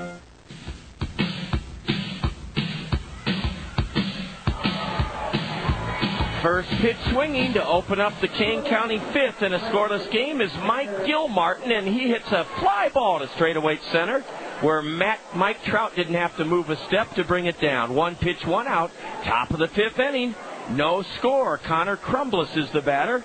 He's lined to left and walked. We have quite a matchup tonight between 20-year-old Dominican right-hander Fabio Martinez and an 18-year-old lefty Ian Kroll for the Cougars. This is the top of the 5th inning. I'll be taking the first caller tonight at 896-7589. 896-7589 to be our Hancher Can't Contain Us Inning contestant. If the Kernels can't be contained in the bottom of the 5th inning, you'll earn or you'll be rewarded with a pair of tickets to complimentary tickets to an upcoming Hancher event. The number again to call, 896-7589 at the end of this Cougar top of the 5th inning. 2-0 to Connor Crumbles, and now a strike to the leadoff batter. Kane County has put 2 men on with 2 out in each of the last 2 innings, but Fabio Martinez has been able to wiggle out of 2-out trouble. Here's ball 3 just inside to Connor Crumbles. Well, we promised to ask Carmen Dixon just one more question about Van Allen Elementary School, and then we're going to bring on 2 youngsters, one at a time, from Summit Elementary School. There's ball 4 high. Connor Crumbles, who leads the league in walks, has walked with 1 out here in the top of the 5th as the go-ahead run. Well, Carmen, you mentioned the fundraiser you had to help Dance Marathon, and Sonia Massey, who's meeting a little girl down below and is our strike force leader, was a dancer for 7 or 8 years for Dance Marathon. Could you explain how Dance Marathon helps children at the University of Iowa hospitals and clinics? A number of schools throughout, I know in Iowa City, raise money through the Dance Marathon and then donate it to the association at the university, and it all goes to the hospital for cancer research. For cancer research. Yes, and we raised nearly $5,000 with the help of PTO and our staff and the Dance Marathon university dancers. They came and kind of trained the kids. It was a wonderful event, and it was just a great way to give back to others, and yes, a great way to get people together. Yeah, all of those things. It makes a big difference, too, because Sonia knows the miracles that come from helping kids with cancer. A stolen base for Connor Crumbles. He's in scoring position, and now a 0-1 pitch is low to Tyrese House. Well, Carmen Dixon, thank you for telling us about Van Allen Elementary. Most importantly, thank you for choosing the Kernels as a wholesome, affordable, fun place to create memories for your kids. Yes, we really appreciate it. Thanks again. And you're from Cedar Rapids. Yep. All right. Thank you. Thanks, Carmen. Carmen's going to hand the headset off, and It'll either be to Will Bickle or Charlie Swiger. We'll find out in a moment. They're both from Summit Elementary School. 1-1 to Tyrese House. Go ahead, run at second. 1 out. Top of the 5th inning. No score. And ball 2 just downstairs. Is this Will Bickle? Yep. Hi, Will. How are you doing? Good. Well, you have a bright orange Summit School shirt on that's tie-dyed, and we were at your school recently. Remember our visit? Yep. What were we talking to you about? You were talking about when reading to get to bases. Yes. Here's strike 2 called on the outside corner. A fastball to Tyrese House. The number 2 hitter in the Cougar order has walked twice tonight. The Kernels have a right-hander starting to work in their bullpen. No score. We're in the top of the 5th inning and a 2-2 count on 240 hitting Tyrese House, a right-handed batter with a wide stance. Fabio checks the runner at second, delivers, swing and a miss. Martinez pulled the string on Tyrese House to record his 8th strikeout of the game. A huge strikeout of Tyrese House by the 20-year-old Colonel right-hander, and he'll likely leave after this top of the 5th inning. Let's hope he can leave with the game still scoreless as Fabio takes a deep breath. Well, Will Bickle, that's exactly why we were at Summit Elementary School a couple of weeks ago, to encourage you and your classmates and schoolmates to read a throw to second. The runner just got backhand first. Will, what grade are you in at Summit? 1st grade. Who's your teacher? Miss Christie. What do you like best about Miss Christie? Is she nice? Yep. Does she know every kid's name? Yes. Does she teach you spelling? Yes. Does she care about you? Yes. And she's a good teacher, isn't she? Yep. That's great, Will. Is Will short for William? Nope. It's Will all the way. Yep. Who's your favorite big league team? Do you follow the major leagues? Nope. That's all right. I bet the Kernels are one of your favorite teams tonight. Uh-huh. We're trying to keep the Cougars from scoring in this 0-0 duel. Swing and a miss by Kent Walton. Walton is struck out and grounded out to Adam Younger.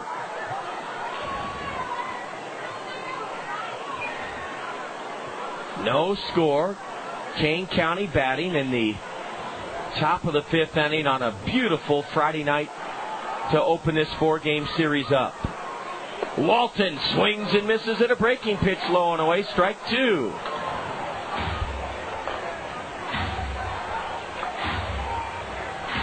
The right-hander up in the Colonel bullpen is Kyle Hurst. 1 ball, 2 strikes to Kent Walton. Go ahead, run at second. 2 gone, top of the 5th. A grounder to third. Luis Jimenez boots it. He was trying to field it and tag the runner out going from second to third. That didn't work. He was rushing himself. He commits an error.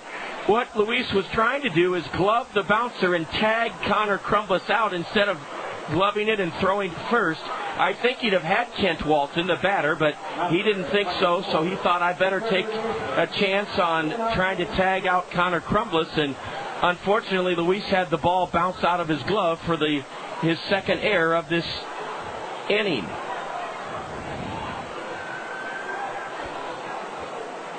So an error on Luis Jimenez, and here comes Brandon Emanuel to counsel Fabio Martinez with the cleanup batter Leonardo Heel waiting to hit. 1st and 3rd, 2 gone, top of the 5th. Will Bickle, what are your favorite subjects as a 1st grader at Summit School? I like to read and do math. You do? Yep. What sorts of subjects or stories do you like to read? I like to read Jack and Annie. What's Jack and Annie? A story about a boy and a girl, a brother and sister? It's a story about a brother and a sister, and they find this magic tree house, and they figure out that it's run by someone named Morgan, and they go on a ton of journeys to different times. Will, that sounds fascinating. I had a tree house at my cousin had a tree house at his house when I was little. Have you ever been in a tree house? Yep. At your house or a friend's? At my grandpa's house. They are fun, aren't they? Yep. Now, I'm going to throw a name out to you in just a moment. Here's the first pitch to Leonardo Heel from Fabio. High, a fastball, ball 1. No score, top of the 5th. The Kernels have committed 2 errors And Fabio Martinez is trying to see if he can prevent the Cougars from taking the lead here in the top of the fifth with runners at the corners and 2 outs. The 1-0 to Leonardo Heel, who struck out twice. Swing and a miss, strike one. I know a fella in my Rotary Club named John Bickle, B-I-C-K-E-L. You're not related to him, are you? I think I know him. Okay. He's not an attorney or a lawyer, is he? Yep, he's a lawyer. Okay, I think I know him. I think he was the president of my Rotary Club, downtown Rotary. Another foul behind the plate, and it's now 1-2 to Heel. He doesn't have a nickname called Corky, does he? Yep, he does. Okay, I know him then. You're his grandson. Yep. He must be proud of you. He's nice to you, isn't he? Yep. I hope he's listening tonight. First and third, 2 outs, top of the fifth. The 1-2 pitch to Leonardo Heel. Instead of throw to first, and back standing up is Kent Walton. Remember, we'll be taking your calls at the end of this top of the fifth inning to qualify for a pair of complimentary tickets to an upcoming Hampshire event at 896-7589. 896-7589. Our Hampshire Can't Contain Us inning coming up. The 1-2. Swung on and missed. Leonardo Hill fans for the third time on a Fabio Martinez fabulous changeup. Fabio pitches around a walk, a stolen base, and 2 Kernels errors, and prevents Kane County from breaking through in this scoreless game. Fabio Martinez has 9 strikeouts in his 5 innings of work tonight, and in the last 3 innings, with 2 outs, the Cougars have put 2 men on, and in all 3 cases, Fabio Martinez prevented Kane County from breaking the scoreless tie. We go to the home half of the 5th inning, and it's still the Kernels nothing and the Cougars nothing. More baseball just ahead here on Locally Owned and Locally Involved, 1450 KMRY. Okay, let's begin the I Exist support group meeting with last week's minutes. Seamus. Much obliged there, boyo. Open discussion began with Santa Claus and his usual, I work so hard and people stop believing, blah, blah, blah. It was moved by myself. We vote Diet Dr. Pepper Guy and his satisfying diet drink, least believable. But we tried some. And while the 23 flavors and 0 calories are satisfying, 'tis still a tall tale. Diet Dr. Pepper. It's unbelievably satisfying. Hi, I've been given just 30 seconds to tell you about the remarkable impact the University of Iowa has on our state. And there's a lot to tell.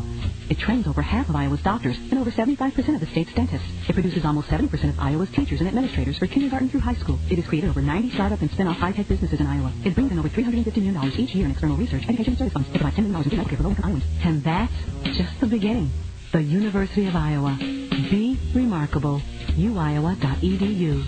Find garden treasures at Peck's Flower Shop and Garden Center. Stroll through Peck's greenhouses, nursery, flower, and garden shop and enjoy the sights and fragrances of the spring season, bursting with fabulous selections of flower and vegetable plants. Now is the time to plant fruit trees, berry bushes, strawberry plants, asparagus, and rhubarb. Peck's has a great selection of cool weather veggies and herb plants, too. Hardy perennials, tree shrubs, and evergreens are ready for your selection. And as always, you'll get great green thumb advice from Peck's Flower Shop, Garden Center, Nursery, and Landscaping at the corner of Blairsbury and Edgewood Road Northeast, growing since 1956.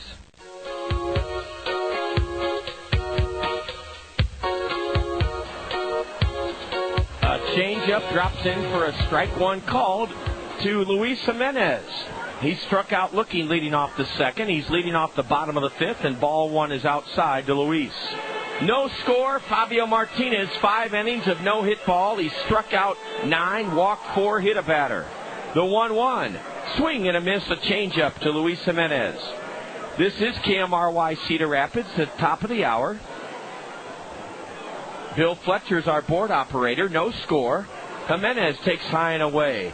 Well, Will Bickle, we're just about ready to give it over to Charlie Schweiger. I did want to ask you, Will, because of your interest in reading, the 2-2 pitch to Luis Jimenez is a broken bat looper dumped into left, and it's going to fall for a leadoff single.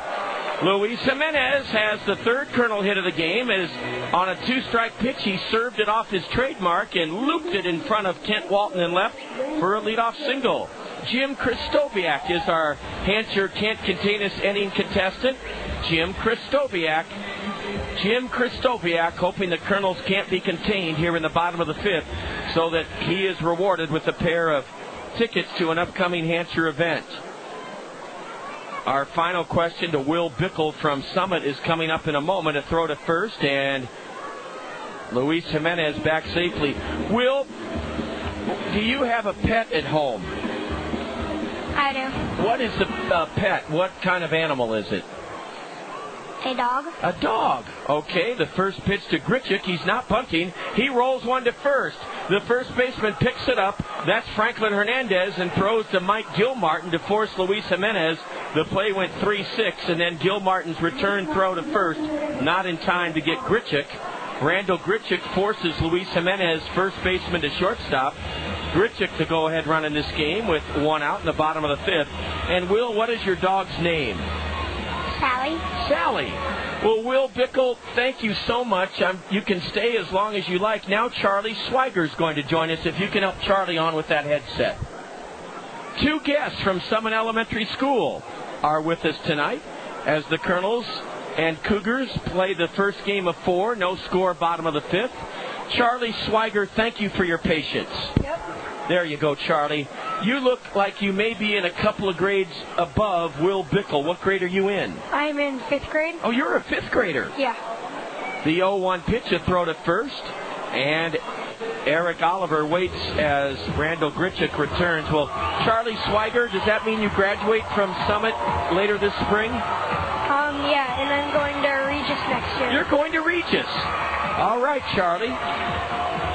Have you gone to Summit your entire elementary school? Yeah, I've been there since I was 3 years old in preschool. Wow, so you must really like it. Yeah. I'm going to ask you in a moment, Charlie, what you've liked best about your 8 years at Summit. The 0-1 to Eric Oliver, jackhammered into left, a base hit. Randall Gritchick round second, holds on there as Kent Walton gets it back in. Eric Oliver hit a low liner between the hole through the left side of the Cougar infield, and it's first and second with only one out here in the bottom of the fifth inning as Jim Kristoviak, our Hansher Can't Contain Us inning contestant, is on the edge of his seat now. Jim lives on Adams Court Northeast, and he's hoping that Casey Harther can come through. Wait a minute.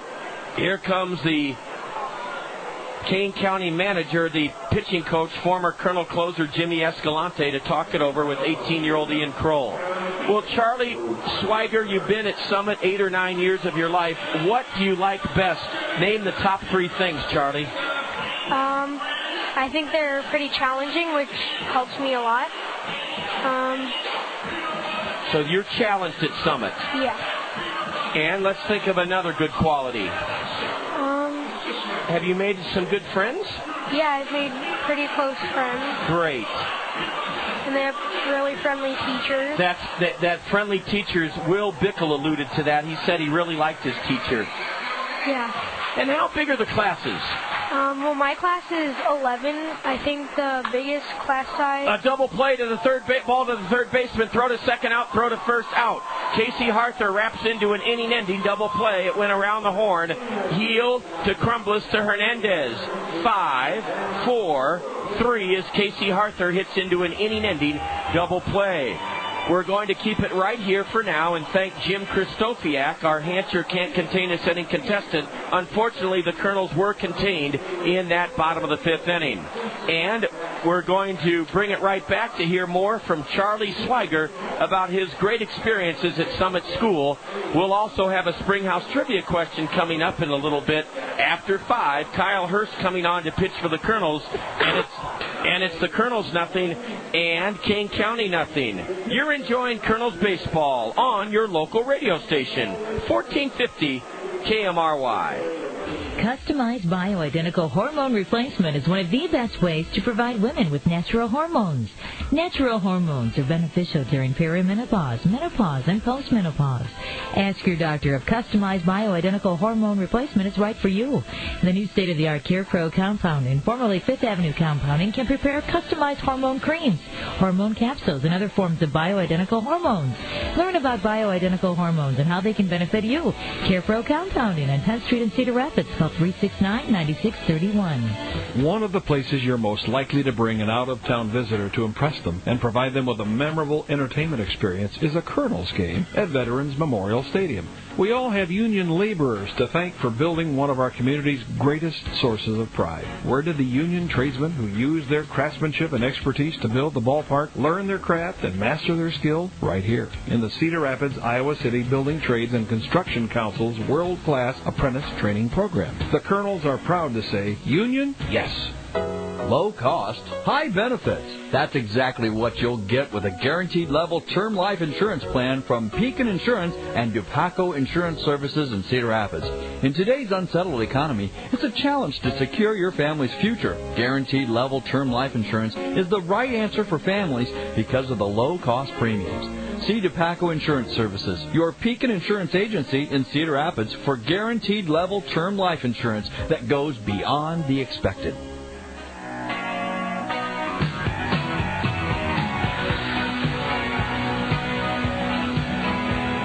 As we suspected, 20-year-old Dominican right-hander Fabio Martinez is lifted after going 5 innings in which he surrendered no hits to Kane County. Struck out 9 Cougars, walked 4, hit 1. We're scoreless in the top of the 6th inning. Kyle Hurst has come on in relief for Fabio Martinez, and he'll face left-handed hitting DH Anthony Aliotti, the number 5 hitter in the Cougar order. Kyle Hurst on for the 6th time this year. He's 2-0 with a 1.86 ERA. Kyle last pitched Tuesday night here at home in a Colonel loss to Clinton. He went 2 scoreless innings, allowed a Lumber King hit, struck out 3, walked 1, and he misses high ball 1 to Anthony Aliotti.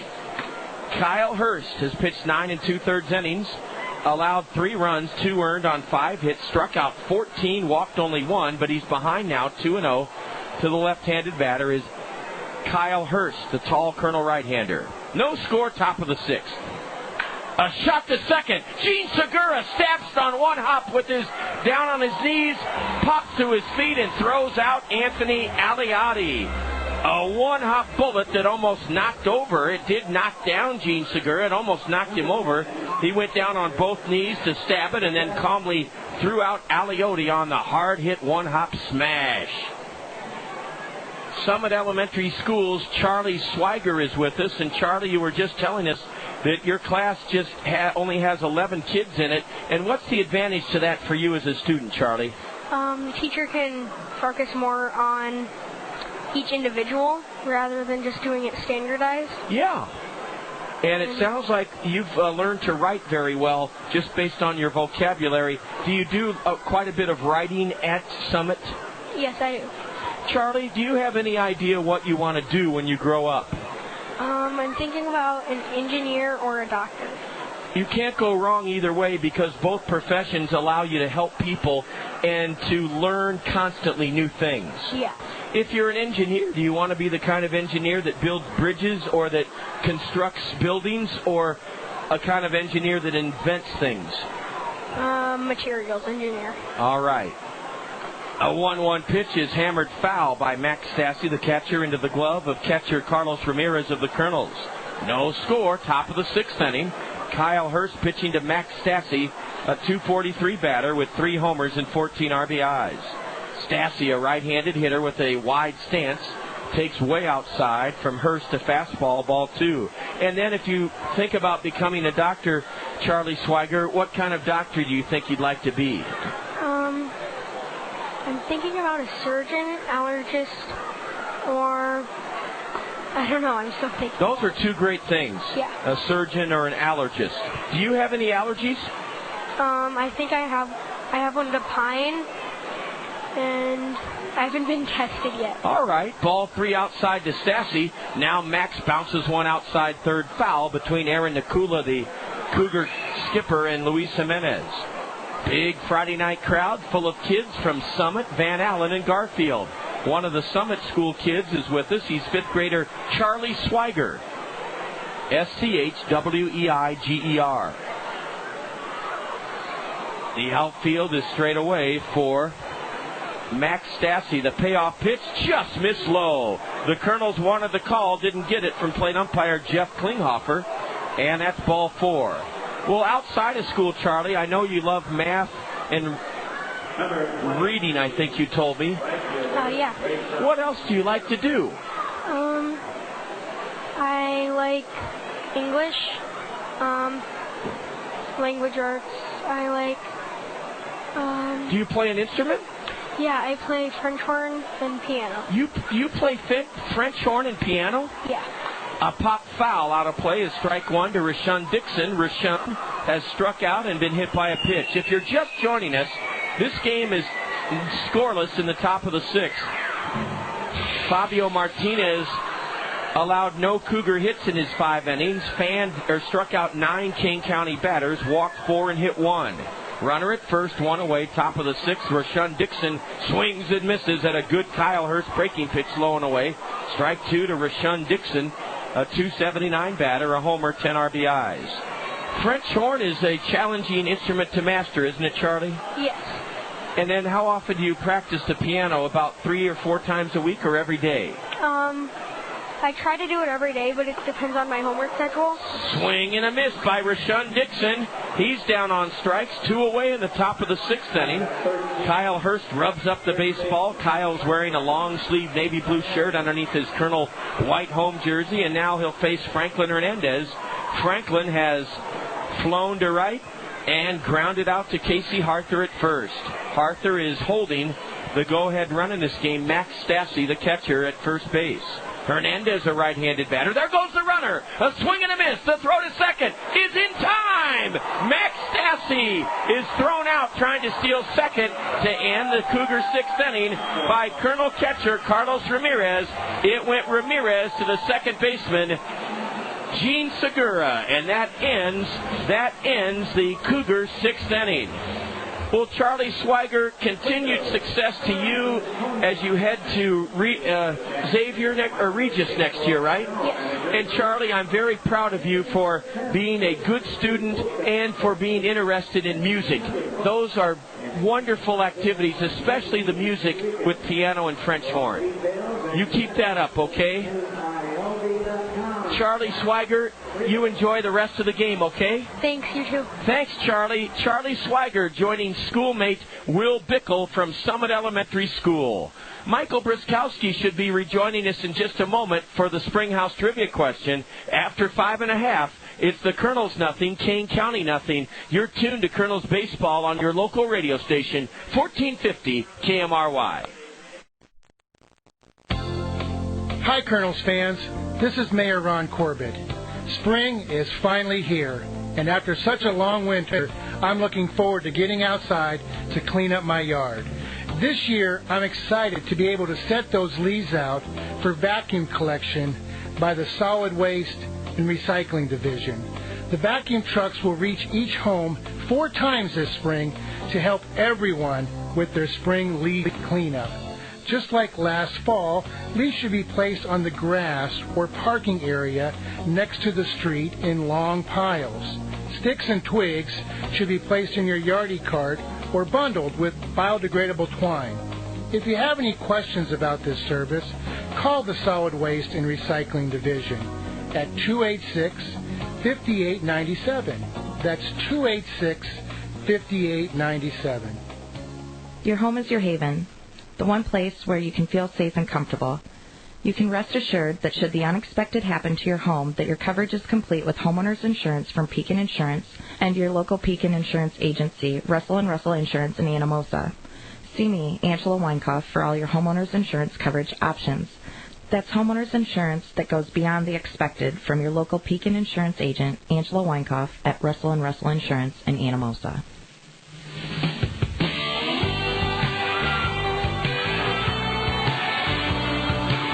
lefty, 18-year-old lefty, Ian Kroll, has been masterful tonight as he's ahead of Adam Younger, 0-2. Adam, the number 9 hitter, grounded out to third in his first at-bat. No score, bottom of the 6th, and a check swing foul into the backstop keeps Adam Younger alive at 0-2. This crowd is making some noise. You can probably hear them in the background. No score, bottom of the 6th. A curve and a line drive caught by the pitcher. Adam Younger stroked that pitch right off the trademark of his bat and hit a soft liner that was gauged perfectly by Ian Kroll. He didn't flinch. He just stuck his glove out, and there it was. Adam Younger hits a soft liner back to the mound, caught for the first out of the Kernels' 6th inning by Ian Kroll. The Kernels had 2 hits in the bottom of the 5th inning and had runners at first and second with 1 out, but Casey Harther ended that Kernel inning by wrapping into an around-the-horn double play. The Kernels have left just 2 men, and a pitch misses outside to Mike Trout. It's 2-0. Mike Trout has struck out twice so far tonight. He'll try to get the Kernel offense ignited here in the bottom of the 6th. There's a strike called to Mike Trout. Well, things have been busy in here, Michael, but we've had a lot of fun visiting with our guests. We're going to have some fun interacting with our listeners here in just a moment. The 2-1 pitch to Mike Trout. Outside, ball 3. It's our Springhouse trivia question, and the Springhouse has one of their signature menu items featured tomorrow from 4:30 until 8:30, the barbecue pork ribs. Ribs cooked in a slow-cooked oven. Here's a drive into shallow right center, and on the run it's caught by Tyrese House. House was playing Mike Trout perfectly. Mike Trout hits the ball right on the nose, but lines out to center. 2 away in the Kernel, bottom of the 6th. A scoreless game. Matt Long is 2 for 2. Those barbecue pork ribs at the Springhouse are steamed to tenderness, covered with barbecue sauce, served with baked potato, vegetable, tossed salad, fresh baked bread. A 16-ounce portion is just, here's a roller to the first baseman, and charging it is Hernandez, and he fumbles it. It's an error on Franklin Hernandez. Matt Long, the go-ahead run in this game, is aboard for the 3rd time in a row as he pulled a grounder to first, and Franklin Hernandez, it looked like, Michael, had it roll up his sleeve. Yeah, and then he tried to pick it up again and just couldn't grasp it. That 16-ounce portion of barbecue pork ribs at the Springhouse tomorrow from 4:30 to 8:30 is just $8.45. And the batter is Gene Segura. Ball 1 inside. If you've already won a $5 gift certificate to the Springhouse, please hold off on chiming in with your answer this evening. That'll allow the legions of other loyal Kernels fans to call in with their guests to earn that $5 certificate to the Springhouse. A throw to first, and Matt Long just got back in first. Here is the Springhouse trivia question. Hey, Sean, a Springhouse trivia question. Which Major League Baseball team's organizational philosophy did author Michael Lewis describe in his 2003 best-selling book, Moneyball? That number to call is 896-7589. Again, the Springhouse trivia question. Which Major League Baseball team's organizational philosophy did author Michael Lewis describe in his 2003 best-selling book, Moneyball? Thanks, Michael. In other words, what team did he write about? Here's a throw to first. I thought the pitcher balked, but Matt Long is back standing up. 896-7589. 896-7589. Who did Michael Lewis write about? What team in his renowned book from 2003, Moneyball? What team's organizational philosophy was he describing? A roller up the middle, and behind second, the shortstop, Gilmartin, has it. Underhands to the second baseman, Crumbles, to force Matt Long. The play went 6-4.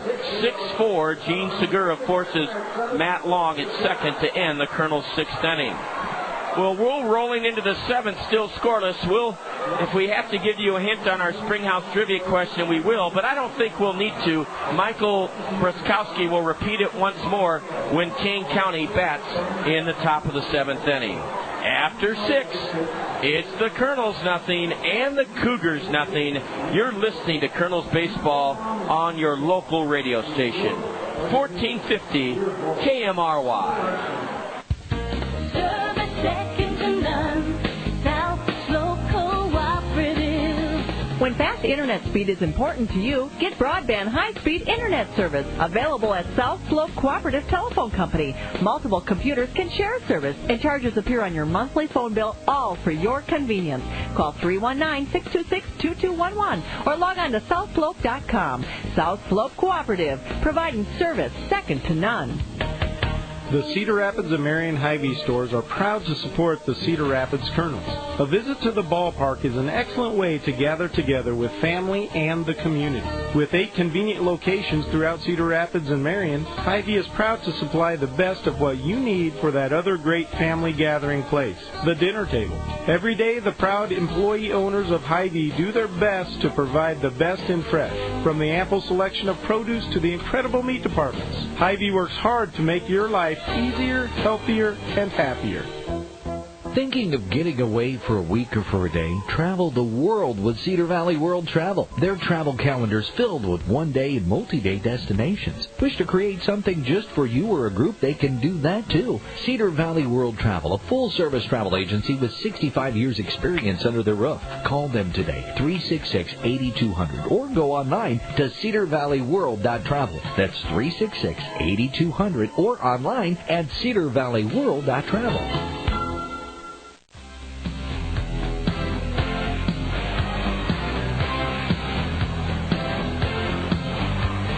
Through 6 innings, it's a scoreless game between the Kernels and the Oakland Athletic minor league prospects, the Kane County Cougars.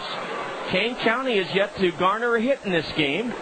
And a breaking pitch, a dandy from Kyle Hurst, is a strike call to Franklin Hernandez, right-handed batter. He was at the plate when Max Stassi was thrown out trying to steal second to end Kane County's 6th. Here's an 0-1 pitch whistled foul to the backstop. 0-2 to the number 8 hitter. We have some good news on the Springhouse Family Restaurant baseball trivia question front, and Michael Briskowski will share that with you after this 0-2 pitch from Hurst to Franklin Hernandez. Here it is, outside in the dirt. Yeah, John, we have a winner in the Springhouse trivia question. We'll repeat the question. Which Major League Baseball team's organizational philosophy did author Michael Lewis describe in his 2003 best-selling book, Moneyball? And Kathy Sukup answered correctly, the Oakland Athletics. Kathy Sukup, congratulations. Great to hear from you, Kathy. Thanks, Michael. And here's a swing and a miss by Franklin Hernandez, and that is the 11th Cougar to strike out at the hands of starter Fabio Martinez and reliever Kyle Hurst. One away in the top of the 7th, no score. Michael, you're an avid reader of baseball books, and that's one you'll get to. Yes, it is. I read Scout's Honor, which is kind of the other side of the debate book. That one was about the Atlanta Braves. I read that one maybe freshman year of high school. It's been a long time, but I can't wait to read Moneyball someday. And I didn't know that Scout's Honor was kind of the antithesis of Moneyball, and that the Braves, with the great success they had for 15 or 16 years with making the playoffs, Mike Gilmartin takes outside. The switch hitter batting left now looks at ball 2 just low. Gilmartin has struck out looking and flown to center. The Braves believe in the old way of scouting and player development, which relies a lot more on intuition and the naked eye, whereas the A's, as documented by Michael Lewis and Moneyball, believe in sabermetrics, things like on-base percentage and ground balls versus fly balls. A 4-pitch walk to the number 9 hitter. That's not what Kyle Hurst wanted to do. He missed high and away on a 3-0 delivery, and that is the 6th walk issued by the 2 Kernels pitchers so far tonight. Kane County still doesn't have a hit, but they've had base runners in every inning but the 2nd inning. No score. Go ahead, run it first with 1 away in the top of the 7th. And you can't argue with Atlanta's way of doing things or the A's way of scouting and drafting. There are more ways to get to success than just one way, Michael. I think that's the lesson of the 2 books, probably, that there's more than one way to do things and find out success. Yes, it is, and I think, I'm not sure they got the 2 books mixed up. I think, was it Atlanta that preferred the college players? It's Oakland. Yes. Does, yes. Yeah, you're right. And Atlanta has a lot of high school and junior college players. Here's a blooper foul up onto the grass slope seating berm. A kid who brought his glove leaps up but can't get it, and now the one lucky kid comes away with it. There's about 36 kids on the hillside, the grass slope seating berm, above the Cougar left field bullpen, where a right-hander's starting to warm up. He'll likely take over for 18-year-old lefty Ian Kroll when the Kernels bat in the bottom of the 7th. What will the score be? Right now, 0-0. The leadoff batter, Connor Crumbles, lays off a fastball inside from Kyle Hurst. Kyle, a 6'4", 230-pound right-hander, was an Angels 36th-round pick 2 years ago out of South Mountain Community College in Arizona. Connor Crumbles is a left-handed batter who leads the league in walks. He's drawn 2 tonight. A throw to first and a late tag by Casey Arthur as Mike Gilmartin got back in hand first. The Kernels have 4 hits. The Cougars none, but Kane County, as I mentioned, has drawn 6 walks, and they've also had a runner reach who was hit by a pitch. Strike 2 called. Boy, I'll tell you, Connor Crumbles, it must not be afraid to hit with 2 strikes, Michael, because he'll make you throw 2 strikes before he swings. He just stands there and dares you to throw strikes, and then when you do with 2 strikes, he usually puts the bat on the ball. So he is an Oakland ideal success leadoff batter. He takes tons of pitches. The 1-2 from Hurst, lifted in the air to straightaway left. Back a few steps is Matt Long, and in the shouting distance from Shannon Gaskins, our Aegon Case for Kids keeper, or not keeper, handler, Connor Crumbles has his fly ball caught by Matt Long. 2 gone for the Cougars in the top of the 7th. When the Kernels bat in the bottom of the 7th, we'll start weaving in some of those scores from this afternoon and tonight on the State Farm Major League scoreboard. Right now, though, let's get to the matter at hand. No score, top of the 7th. A throw to first, and Casey Arthur had to lean way over to the right field side of the bag to prevent a wild pickoff attempt from Kyle Hurst. The Cougars, riding a 4-game winning streak, have an 11-10 record. The Kernels are 1-2 on this 7-game homestand, 9-12 on the year. The first pitch to the right-handed batter, House. A fastball at the knees, strike 1 called.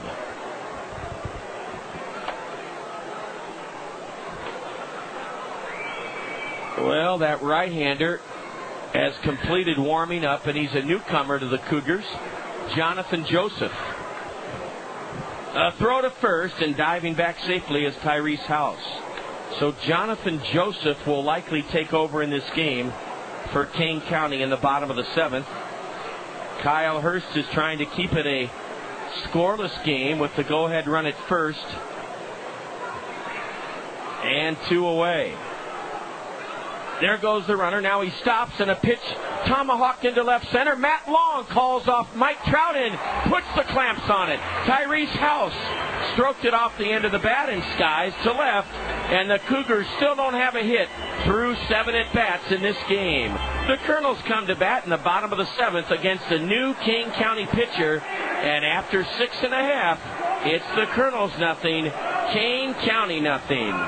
Stay tuned for more baseball on your local radio station, 1450 KMRY. Life is full of changes and challenges. The right life insurance coverage can help you plan ahead for whatever may happen, both expected and unexpected. See Scott Draper, your Pekin insurance agent at Sheets Forest Draper Insurance in Marion, about a wide range of life insurance products that can be your life preserver for whatever stage of life you're in. Universal life insurance, term life insurance, preferred whole life insurance, and single-pay child life insurance from Pekin Insurance goes beyond the expected for you and your loved ones. See Scott Draper at Sheets Forest Draper Insurance about life insurance. Cheesy ravioli on a tortellini, love that Zio Gianno's menu. It's an evening at Zio's. What, you never been to Zio Gianno's? That's where you get the hometown taste of Italy with spaghetti, lasagna, cannelloni, whatever you got a taste for. Zio Gianno's has the homemade bread, delicious meat sauce and candela salsa. Dine in or carry out Zio Gianno's for that pasta that makes you sick. Come to Zio Gianno's, a pasta makes you sick. Come to Zio Gianno's. Randy Keel has owned a Honda dealership in Cedar Rapids for years. He and his employees are homegrown as well. They buy things right here in eastern Iowa with money they derive from you, the customer. Whether it's a huge selection of quality used cars or their large inventory of brand new Hondas like the gas-saving Civic, the sporty Accord, or the economical CR-V and many models in between, there's a car on the Randy Keel lot that suits your style and your wallet. And don't forget, please, their service department. Open Saturdays, too. Randy Keel Honda. Just like KMRY, being locally owned and operated does make a difference. Experience that difference at Randy Keel Honda on Centerpoint Road Northeast between 42nd Street and Collins Road, or online at randykuehl.com.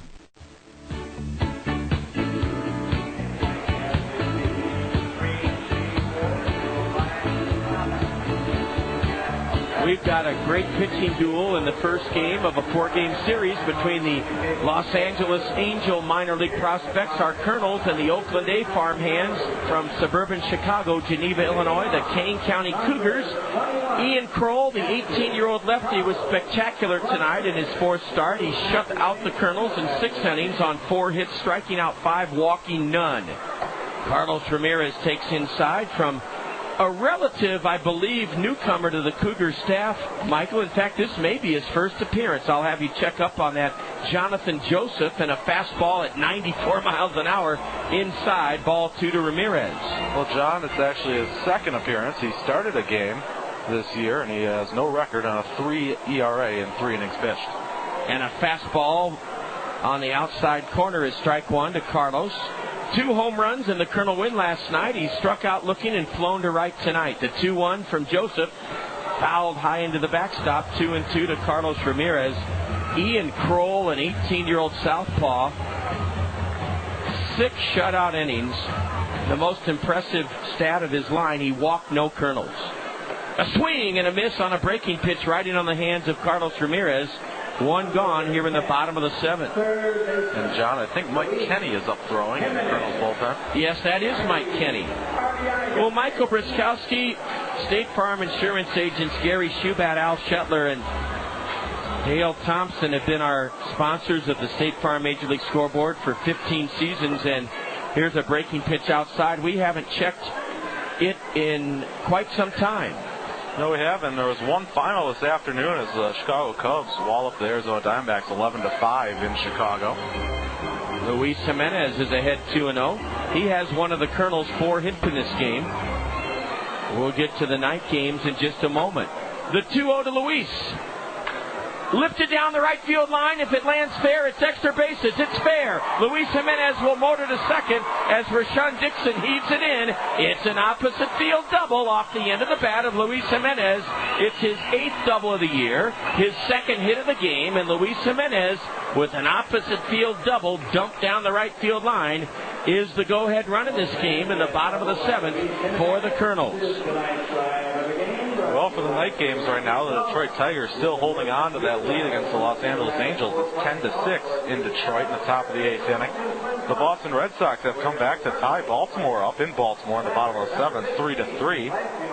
New York Yankees have come back to take a lead on Chicago White Sox, 6-4 in the bottom of the 7th. That game's in New York.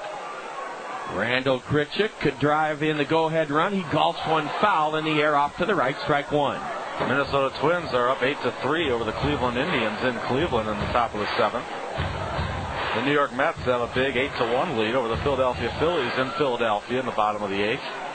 The 0-1 to the right-handed batter Grichuk is in the dirt and blocked by Max Stassi to prevent the go-ahead runner Luis Jimenez from going to third. Toronto Blue Jays are up big on the Oakland Athletics. That's the parent club of the Kane County Cougars. 10-2 in Toronto in the bottom of the 8th inning.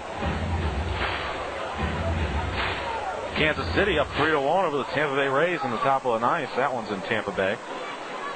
Grichuk chops one to deep short. Holding at second is Luis Jimenez, and Randall is thrown out by Mike Gilmartin. So Jonathan Joseph has gotten Randall Grichuk to chop out to short, and now Eric Oliver, who has hit the ball hard twice tonight, will try to do it for the 3rd time and perhaps deliver a hit that would put the Kernels ahead and break this scoreless tie in the bottom of the 7th. Washington Nationals are on fire. They're up 5-0 at Florida against the Marlins in the bottom of the 7th. Michael, what is their record? I will check that here in a second. They have been playing well. A breaking ball from the tall right-hander Joseph is low and in. Ball 1 to Eric Oliver. John, the Nationals are 12-10. That's good. I feel, Michael, that's good for baseball. Yes, it is. They've got a great roster with Nysier Morgan leading off, and they just have a good team. They sure do. Luis Jimenez at second. And now the plate umpire walks on the path between home plate and the mound to talk it over with the battery. He wants to move things along. The Atlanta Braves are at home taking on the Houston Astros, and Atlanta holds a 4-2 lead in the bottom of the 7th. And in St. Louis, the St. Louis Cardinals have a 2-1 lead over the Cincinnati Reds in the bottom of the 5th. Look out, Eric Oliver's hit by a changeup, and he's aboard for the second straight time. First and second, 2 outs here in the home half of the 7th. No score as Michael Briskowski continues his look at the State Farm Major League scoreboard. And the rest of the games that we play later tonight, Milwaukee is at San Diego. Pittsburgh is at the Dodgers of Los Angeles. Texas is at the Seattle Mariners. Colorado Rockies are in San Francisco to take on the Giants. We'll have a complete look at the State Farm Major League scoreboard here in the Kernels Curtain Call. Thanks, Michael. We sure will. A check swing, and Casey Harther has the pitch rattle off the sweet part of his bat towards the Kernel first base dugout. Casey Harther, the number 8 hitter in the Kernel order, trying to break a scoreless tie. Looks at a big curveball low from Jonathan Joseph. 2 on, 2 out. Bottom of the 7th, no score.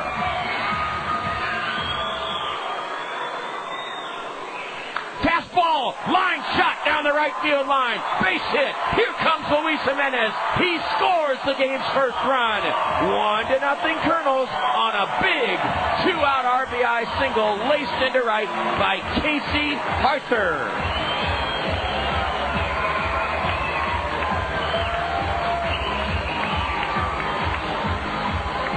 Michael Briskowski, Casey Harther will be lauded by hitting coach Brent Del Chiaro. He drilled that ball the other way. And taking the ball where it was thrown and poking it right over the first baseman's head into right field. Harther with his 7th RBI of the year puts the Kernels ahead here in the bottom of the 7th with a 2-out line drive single to right, driving home Luis Jimenez. And now Jimmy Escalante, the pitching coach of Kane County, has headed out to the mound.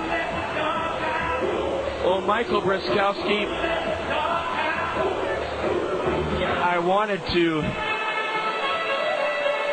I had something on my mind that you were going to share with us about, I know. You've spotted a number of scouts here tonight, haven't you? Yes, Jalal Leach is still here, second night in a row. He's a scout for the New York Yankees. He played 8 games, and I forgot what season it is, for the San Francisco Giants. In the early 2000s, you told me, Michael. Yes, it was. I'm going to look that up here. And Alan Bennis was here again earlier. I don't see him now. Adam Younger with runners at the corners waits as Jonathan Joseph steps off the rubber. 1-0 Kernels, bottom of the 7th. As Adam Younger with 2 outs tries to keep the Kernel rally going. And a fastball inside corner between the belt and letters is a strike to Adam. Adam Younger has grounded to third and hit a soft liner back to the starting pitcher Ian Kroll leading off the 6th inning. He was a September call-up in 2001 for the Giants. Played in 8 games. Had an average of 100. First and third, 2 gone. For Younger, the runner from first goes, now stops. Max Stassi couldn't find the ball. He knocked it down with his black mitt, and then it laid in front of him as Casey Harther bluffed to break to second and held on. Abe Flores, the Angels director of player development, that is the head of the minor league system, is watching this action unfold. 3 rows behind home plate in the red premier seats. The 1-1 to Adam Younger, the right-handed hitting Kernel shortstop. A pop-up down the right field line into the Colonel bullpen. Coming hard, and it's a foul ball as three Cougars come together. Rashawn Dixon, Connor Crumbles, and Franklin Hernandez all converged. And, boy, Michael, that thing only fell foul by about 2.5 feet. And, John, going back to Jalal Leach, played 15 seasons in the minor leagues. Wow. Retiring in 2004. He told us in the press box down a few doors where the print media sit that he was running, or he still runs, a baseball academy in Sacramento, California, but that the Yankees picked up the phone and called him, asked him if he wanted to join them in a scouting role. The 1-2 to Younger, now a step off the mound by the right-hander. And his brother played for the Clinton Lumber Kings. I never knew that. I think they were the Lumber Kings at that time. The Padres was when he was there. Ooh, a breaking pitch, strike 3 called on the inside corner to Adam Younger. In the bottom of the 7th, the Kernels score 1 run, the first of the game, on 2 hits, a hit batsman. There were no Cougar errors. The Kernels leave a pair and have left 4. Let's see if Mike Kenny will come into this game. Michael Briskowski will tell you about him as Kane County comes to bat in the top of the 8th, where the Kernels lead the Cougars 1-0. This is Kernels baseball on locally owned and locally involved, 1450 KMRY.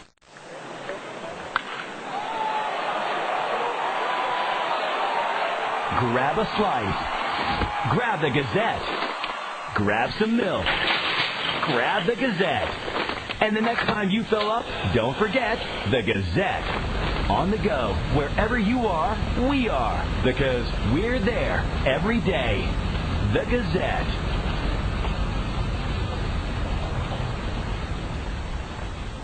Are you tired of the low rate of interest being offered on CDs? Your Pekin Insurance Agency, Neighbor Insurance Services, would be delighted to visit with you about the advantages of a guaranteed interest-earning, single-premium deferred annuity that will earn you an attractive, locked-in interest rate for either 2 or 4 years. Be comfortable by knowing that your money is working hard for you to provide you a solid growth from Neighbor Insurance Services and Pekin Insurance, going beyond the expected for you. Cut your yard work down to size this season with help from Acme Tools and Honda. Choose from a great selection of dependable, easy-starting Honda mowers. And keep your yard and garden looking great with Honda trimmers and tillers. When you need portable power, look to Acme Tools for the full line of Honda generators. Perfect for camping or emergency backup power. There's many models to choose from, like the Honda EU1000, just $699.99. Make your lawn and garden the pride of the neighborhood with Honda and Acme Tools on Blairsbury Road in Cedar Rapids.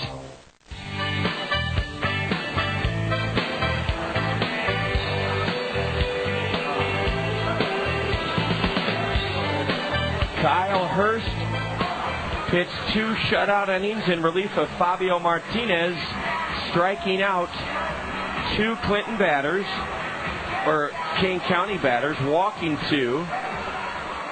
And Mike Kenny will try to help the Kernels protect a 1-0 lead, and a no-hitter, as a matter of fact. Right-handed hitting Kent Walton is first up, and a swing and a miss. Kent reached on a fielding error by Luis Jimenez at third in the 5th inning. Kane County, even though they don't have a hit, they've left 8 men on. The tall right-hander, Mike Kenny, eyes the sign from Carlos Ramirez and brings it. Ball, strike 2 on the inside corner, a late call by Jeff Klinghoffer. And, boy, Mike Kenny, since he's joined this Kernel team, Michael Briskowski, although in limited duty, he's really pitched well. Yeah, he has, John. No record, no ERA. And in 2 games, he's pitched in 2 2/3 innings. Here's a pop-up into shallow center. Gene Segura side saddling, kind of karaokeing out there. Karaoke is a drill that football linemen do that you kind of run sideways, and Gene did just that and caught Kent Walton's pop-up. Walton's bid for a Texas League looper single to lead off the 8th is thwarted by Gene Segura. Yeah, John, the La Jolla, California native, was selected in the 28th round of the 2008 draft by the Angels, went to Loyola Marymount, spent all of last season with the Rancho Cucamonga Quakes, in the California League. As both the starter and reliever, right? Yes, he was. He went 1-7, 36 games. He started 11 of them, had an ERA of 5.54. Ball one misses inside to cleanup batter Leonardo Heel. A ground ball hit sharply to short. Right at Adam Younger. Adam scoops it up and pegs on to get Leonardo Heel. 2 gone in the top of the 8th. Well, Michael, our Kernel of Wisdom focuses on a fella that's grown in popularity over the years. And when people think of great players who never got to play in the postseason, they usually mention Ernie Banks of the Cubs. But I think our Kernel of Wisdom will surprise and enlighten some folks. Yeah, John, Joe Torre never made it to the postseason in his 18-year playing career. Wow, I didn't know that. But in his managing career, how many years was that, John? 28. 14-time postseason, 14 postseason visits for Joe Torre as a manager. Now that is a twist of fate. 18 years toiling as a catcher, first baseman, third baseman in the major leagues. And Torre, people forget this, Michael, he's a borderline Hall of Fame player, much less a shoe-in as a manager. Yes, he is, and he came up with the Braves. I know he played for the Milwaukee Braves. Yes, he did. Even has a statue outside a stadium in Eau Claire, Wisconsin, where he played single-A ball.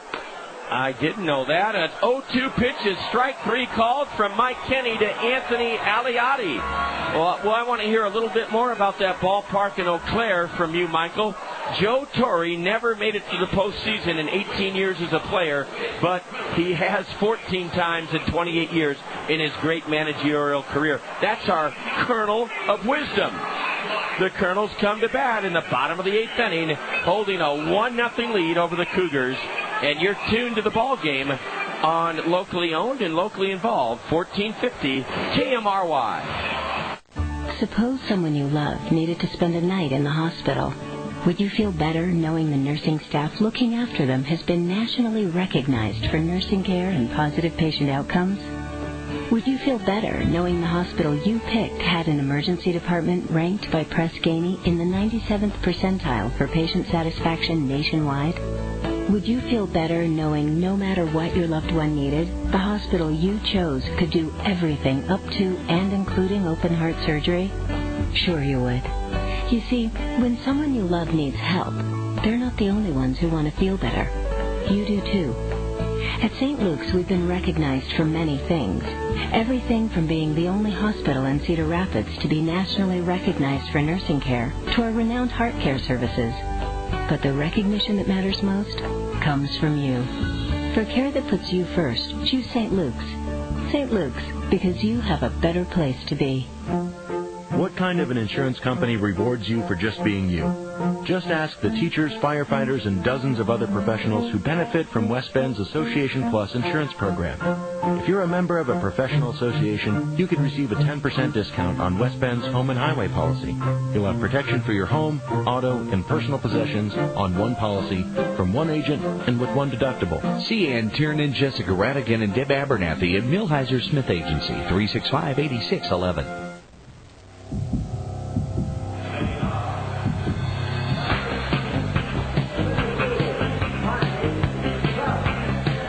The order for the Kernels in the bottom of the 8th inning, 1-0 Kernels. We've out-hit the Cougars 6-0. That's right. King County does not have a hit through 8 at-bats. So we have some great possibilities for excitement. It's been a great ball game. 1-0 Kernels, and a fastball is a strike to Mike Trout. John, I was passed along a little fact about that by Todd Brownkamp, but I'm not sure I want to share it with a chance of jinxing. You know what? And I appreciate that, Michael. I'll make a deal with you. We'll see if the Kernels can add to their lead in the bottom of the 8th inning, and then we'll talk it over between innings and see if we think it's something we should mention before or after the bottom of the top of the 9th. A swing and a miss by Mike Trout. He's in the hole 1-2. I don't know, John. I think I'm a little superstitious. Okay. I don't think I want to share it. We'll go, you know what? We go with gut feels and that type of thing, Michael. That's fine. Here's a pop foul off to the right. It's like saying shutout in hockey. That's right. Yeah, or I get chided often when I say this game is rolling right along. The guys to my right down the hall will say, why did you have to say this game was moving fast? So we won't say that either. The 1-2 to Trout. A looper over the second baseman's head is a base hit into right center. Mike Trout rounds first and stops there. Mike Trout has his first hit of the game, the 7th of the game for the Kernels. And boy, could the Kernels use some insurance. Mike Trout stroked that Jonathan Joseph pitch off the end of his bat and dumped it into right center. Boy, the center fielder, Tyrese House, I don't understand why he's playing so deep for Matt Long. Matt Long is a good player, but power isn't one of his tools. You'd think that Matt Long was the leading home run hitter in the league as deep as Tyrese House is playing in center. But the Cougars must know what they're doing. Well, right now I think they're playing no doubles. It must be that, Michael. It has to be that. We're used to seeing that in late innings in a one-run game, so that has to be the answer. Matt Long is trying to bunt Mike Trout to second base. A throw to first in the dirt, dug out by Franklin Hernandez. 1-0 Kernels, bottom of the 8th inning.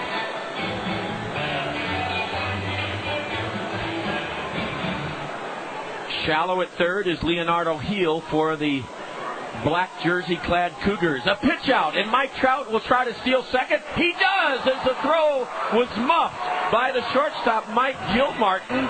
Gilmartin had that throw trickle off the webbing of his glove, the pocket of his glove, and it's a stolen base for Mike Trout. Had Gilmartin been able to handle it cleanly, I think, Michael, they'd have had Mike Trout. Yeah, they had him. They had him right there, and good pitch out, and Trout looked to be gunned out, but just a low throw. Now a bunt is still in order by Matt Long. He takes a strike at the knees, a fastball. It's 2-1 to Matt Long. Let's see if Colonel skipper Bill Mosiello now has Long try to hit the ball to the right side of the Cougar infield, or whether he continues to ask Matt Long to try to bunt, sacrifice Trout to third base. The answer is Long tries to bunt and bunts foul at the feet of the catcher, strike 2. 1-0 Kernels, bottom of the 8th inning. This ballpark is full of energy with kids from Garfield, Summit, and Van Allen elementary schools looking on. A 2-out RBI single by Casey Harther in the 7th broke a scoreless tie. The Kernels lead at 1-0. Long is swinging, and a swing and a miss on a curveball. Matt Long has struck out swinging for the first out in the Colonel bottom of the 8th inning. Second baseman, Gene. And Michael, you were mentioning that ballpark in Eau Claire. Is it part of the Northwoods League? Yes, it is. The Eau Claire Express. They play in Carson Park in Eau Claire, and it used to be the home of the Eau Claire Braves minor league team. Yeah, they were in the Northern League. Yes, they were. They're also called the Eau Claire Bears. And players that played there were Hank Aaron, Joe Torre, Bob Euchre, Andy Pavko, and many others. Manager was Harv Tomter. Gene Segura 0 for 3 in this game, trying to drive home Mike Trout, and now Joseph steps off the rubber. The tall right-hander goes to the rosin bag. Activity now in the Cougar left field bullpen as the number 3 hitter Gene Segura waits for the first pitch from the fidgety Cougar righty. Here it is, a curve, strike 1 called on the inside corner as Gene had his knees buckle on that sharp breaking pitch. I remember Lou Brock playing in the Northern League in Duluth, Minnesota. A breaking ball and an awkward swing by Gene. His front foot went in the bucket, and he skies it foul into the Pizza Hut Plaza down the right field line. That swing looked like one that Gene would like to just toss off the film. He was fooled by that curveball. Trout at second, 1 out, bottom of the 8th, 1-0 Kernels. The 0-2 to Segura. No, instead the right-hander whirls and looks Mike Trout back to second. 1-0 Kernels, bottom of the 8th inning.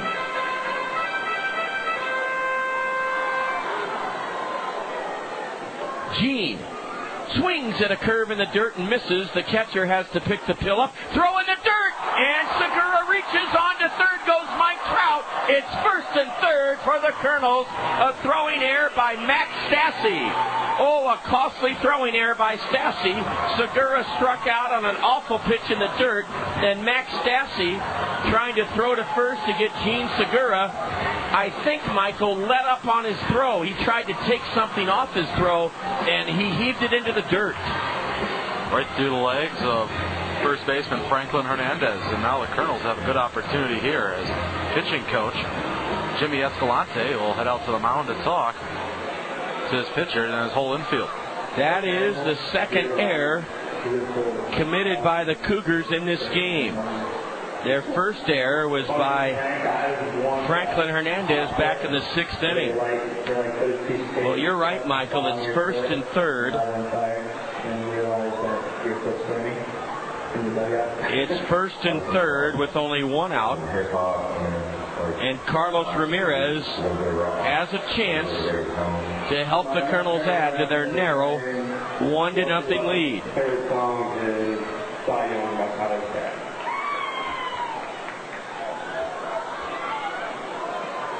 Number 21, catcher, Mike Trout at third, Gene Segura at first. And now Max Stassi, the catcher for the Cougars, comes out in front of home plate. The Cougar corner infielders will come home. Up the middle, the Cougars could come home or try to turn a double play. They're halfway. A big curveball is a strike call to Carlos Ramirez. The Cougars want a strikeout, pop-up, or double play. The Kernels want at least a fly ball from Carlos Ramirez to add to their narrow 1-0 lead here in the bottom of the 8th inning. The 0-1 to the cleanup batter, Ramirez. Fastball low, and the runner goes to second without a play. Gene Segura dashes to second on what I think might be wild pitch. And Abe Flores has to be very gratified on the advancing to second by Segura. Here's why. The Angels award points to every one of their farm teams for their ability to execute the little things that the Angels believe make a difference. And that pitch that was in the dirt was at the feet of Max Stassi, the catcher. He couldn't find it, and Gene Segura lit out for second, made it without a play, and that eliminates the conventional double play possibility. Now the Cougar infield is in for the play at the plate. The 1-1 to Ramirez. Carlos takes a curve, low and away, ball 2. There is a lot of room between first baseman Franklin Hernandez and the first base bag, about 18 feet, maybe 20.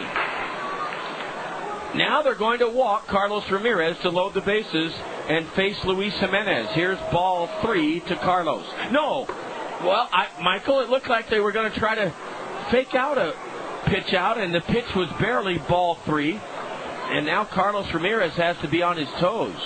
This may not be an intentional walk by that last delivery from Jonathan Joseph. Now there's ball 4. Bases loaded for Luis Jimenez. Luis doubled into the right field corner and scored the only run of the game in the 7th inning. We're approaching 9 o'clock. Bill Fletcher is our board operator, and this is KMRY Cedar Rapids. Number 10, third baseman, Luis. Michael is eyeballing a right-hander in the King County bullpen. John, that looks like Josh Lanford, and Aaron Nakula will make a change here. He sure is. Josh Lansford is an interesting story, Michael. I believe he used to be with the Cubs as a position player, if I'm not mistaken. I know he is the son of Carney. Former big league great Carney, but I think Josh Lansford used to be with there's a Jared Lansford as well. Yes. I'll see.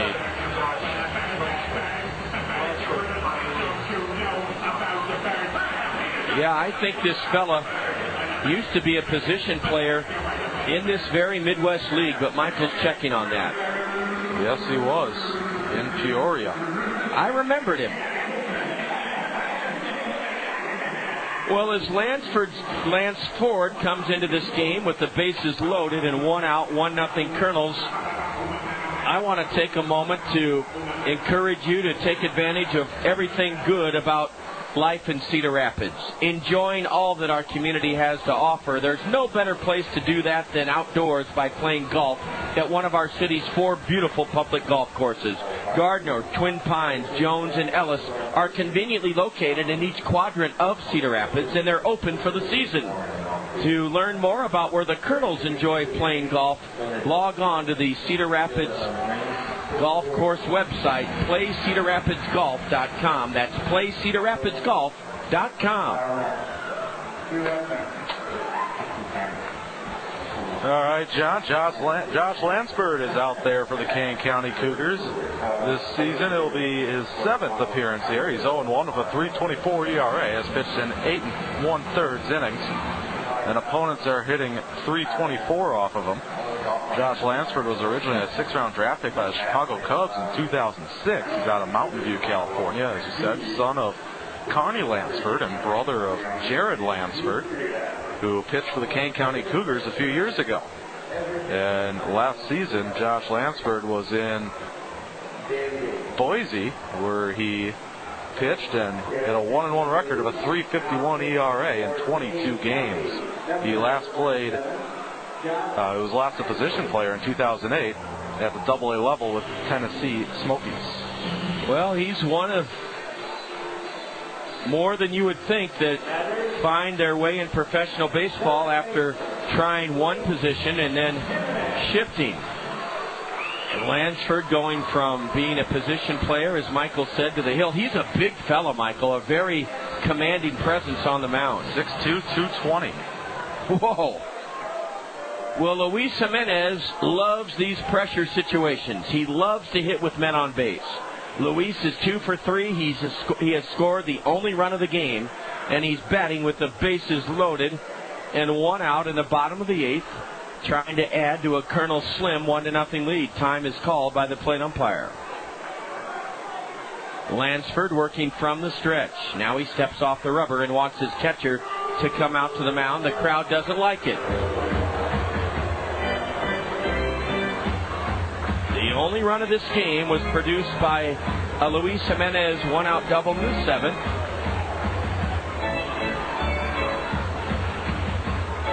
And then a ground ball out to short by Randall Gritchick advanced Jimenez to third. He scored on a 2-out RBI single to right by Casey Harther. Now the plate umpire, Jeff Klinghoffer, he's had about enough. I don't know if there's something wrong with the mound, but there's a longer delay than there should be, Michael. Something's going on. Well, now it's over, and umpire will head back behind home plate, and so will catcher Max Stassi. Trout at third, Segura at second, Carlos Ramirez at first. Bottom of the 8th, 1-0 Kernels. Lansford finally ready to pitch to Luis Jimenez. Fastball inside corner, strike 1. The Kernels have out-hit the Cougars 7-0. It's 1-0 Kernels. We're in the bottom of the 8th. And right-handed hitting Luis Jimenez is facing right-handed pitching Josh Lansford, who now steps off the rubber. Now is back on top. Lansford works very, very slowly. Almost to the point of frustration. Or boredom. Yeah, one of the two. A little bit of both, Michael. Man, this guy is slower than a dripping faucet. The 0-1 to Luis. Almost hitting ball 1 inside a fastball. Kane County's won 4 in a row. The Kernels are trying to even their 7-game homestand record at 2-2. Now the catcher, Max Stassi, turns his head and looks into the Cougar third base dugout. The Cougar infield is at double play depth up the middle, shallow at the corners. The 1-1 to Jimenez. Foul on a curveball. Luis lofts it onto the grandstand roof behind home plate. Now Josh Lansford has the upper hand ahead in the count, 1-2. Good-sized crowd here on this Friday night.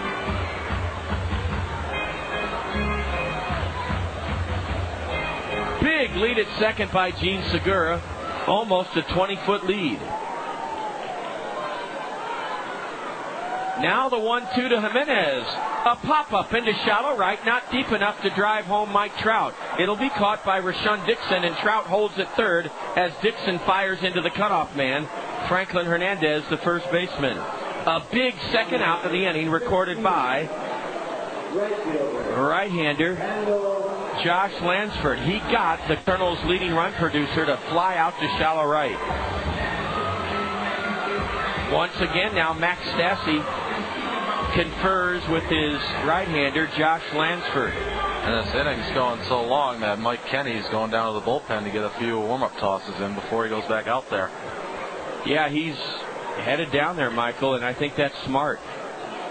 Well, we don't mind if the inning goes longer if Randall Grichuk can come through with a 2-out bolt of lightning at the plate. The first pitch to Randall. Curve, strike one called on the inside corner. Grichuk is grounded to short, forced a runner, and grounded to short. Randall's 0 for 3. The number 6 hitter in the Kernel lineup is hitting .200 with a homer and 9 RBIs. Josh Lansford is working from the stretch. The 0-1 to Grichuk. Swing and a miss on the pitch in the dirt, and it rolls about 10 feet to the left of catcher Max Stassi. Not far enough for Mike Trout to try to score. Now Randall Grichuk is at the mercy of Josh Lansford.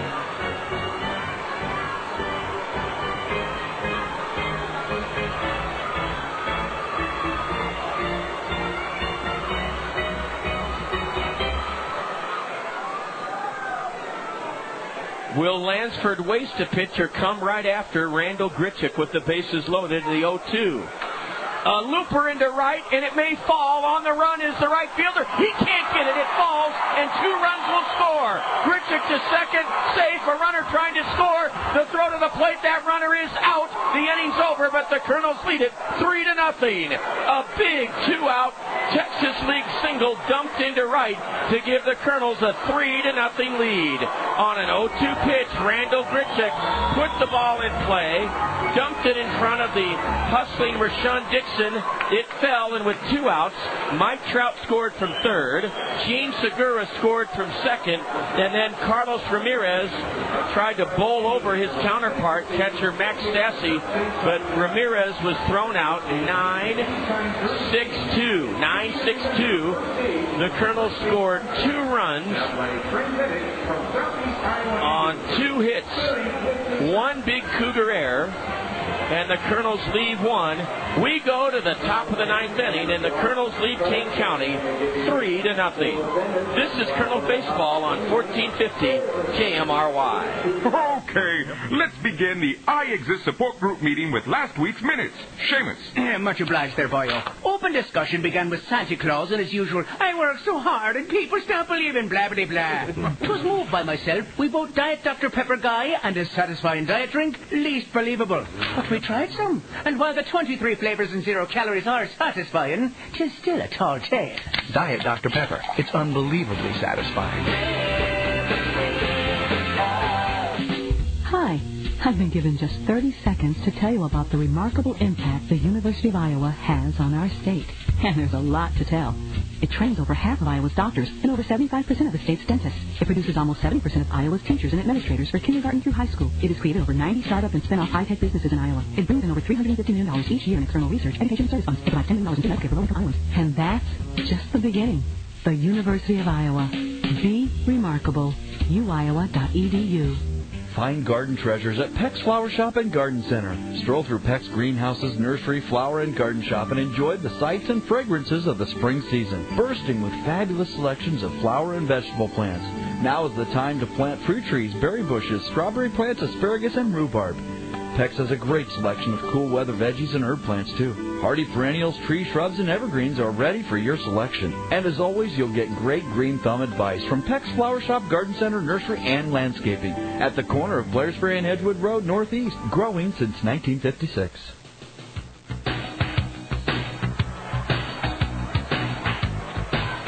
3-0 Kernels, top of the ninth, and Michael Briskowski, I had the thrill of the similar situation back in 1997. They don't come along often, so my friend, the top of the ninth is yours, Michael.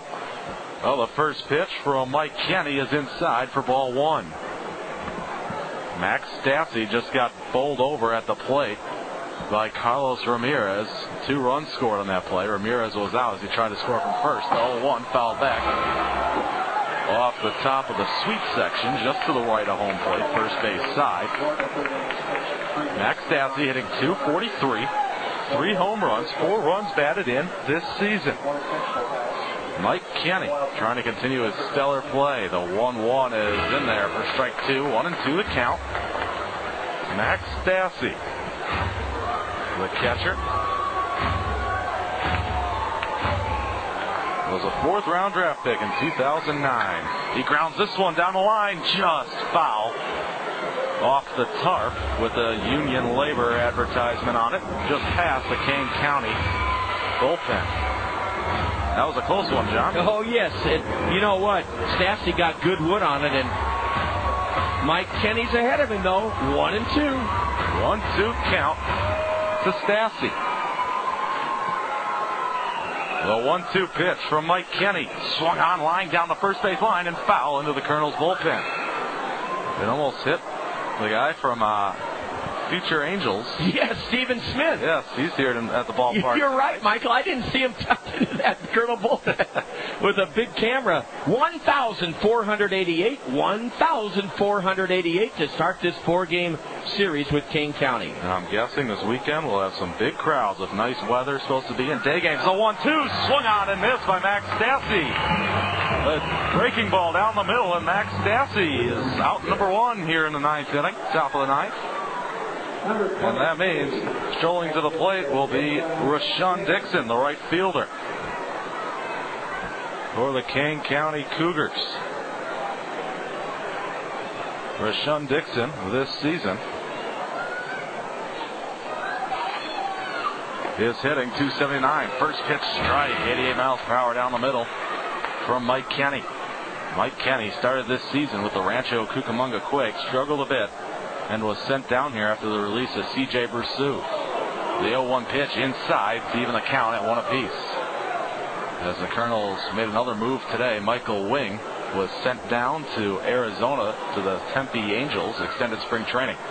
The 1-1 in there for strike 2, 1-2. And Ivan, I checked with Luis Jimenez, it is Ivan Contreras joined the ball club. And didn't he start the year here a few years ago? Yes, he did, Mike. Games? He sure did. He was in Double-A Arkansas last season for a little bit. The 1-2 pitch from Mike Kenny. Low, ball 2. 2-2 the count to Rashawn Dixon. .279 hitter, 10 RBIs, 10 runs batted in on the season. 3-0 Kernels, top of the 9th. Bases empty, 1 away. Big 2 insurance runs on that hit by Randall Grichuk, and this is a ground ball. Adam Younger backhands it on the edge of the outfield grass. Long throw to first in time to get Rashawn Dixon 2 away. And this crowd senses something special building in this series opener. And it will come down to Mike Kenny against Franklin Hernandez, the first baseman, who had that bad throw from catcher Max Stassi go between his legs, I believe in the bottom of the 8th inning. And that caused the runners to move up, and eventually the 3-run inning for the Kernels. Hernandez receives the first pitch from Mike Kenny in there for strike 1, 74 miles per hour. 0-1 count to Franklin Hernandez. Hernandez hitting .258 this season. The 0-1 swung on and fouled back between the legs of Carlos Ramirez. 0-2. The crowd rises to their feet here at Perfect Game Field at Veterans Memorial Stadium. And a slow clap beginning to start. 0-2 count, 2 outs to Franklin Hernandez.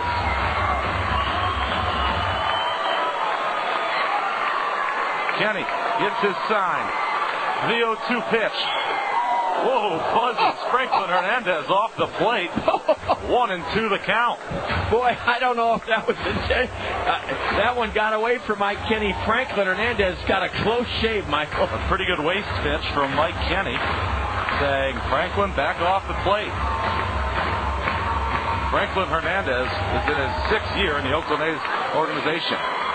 Spent a lot of time in the Dominican Summer League. The 1-2 pitch swung on and fouled off third base side as it trickled to the Kane County dugout. Aaron Nakula picks it up and will toss it to a lucky fan in the lawn section. 1-2 the count remains to Franklin Hernandez. Crowd on their feet.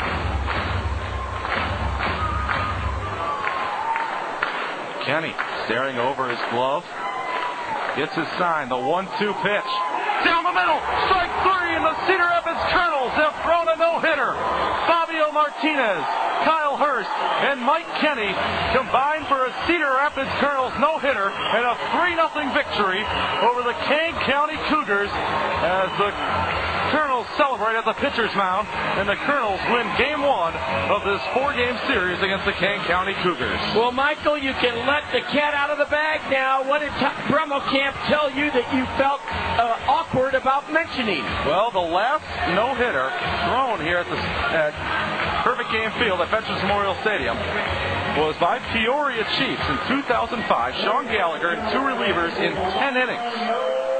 And, Michael, the last one and only one I ever had the thrill of calling was by Ramon Ortiz at the former John O'Donnell Stadium back in 1997. He no-hit Quad Cities, and Mr. Shucks is out there, the roving instructors, Mike Couchet, Tom Gregorio, and Rob Piccolo. It's special whenever you're involved with a no-hitter. It is electric.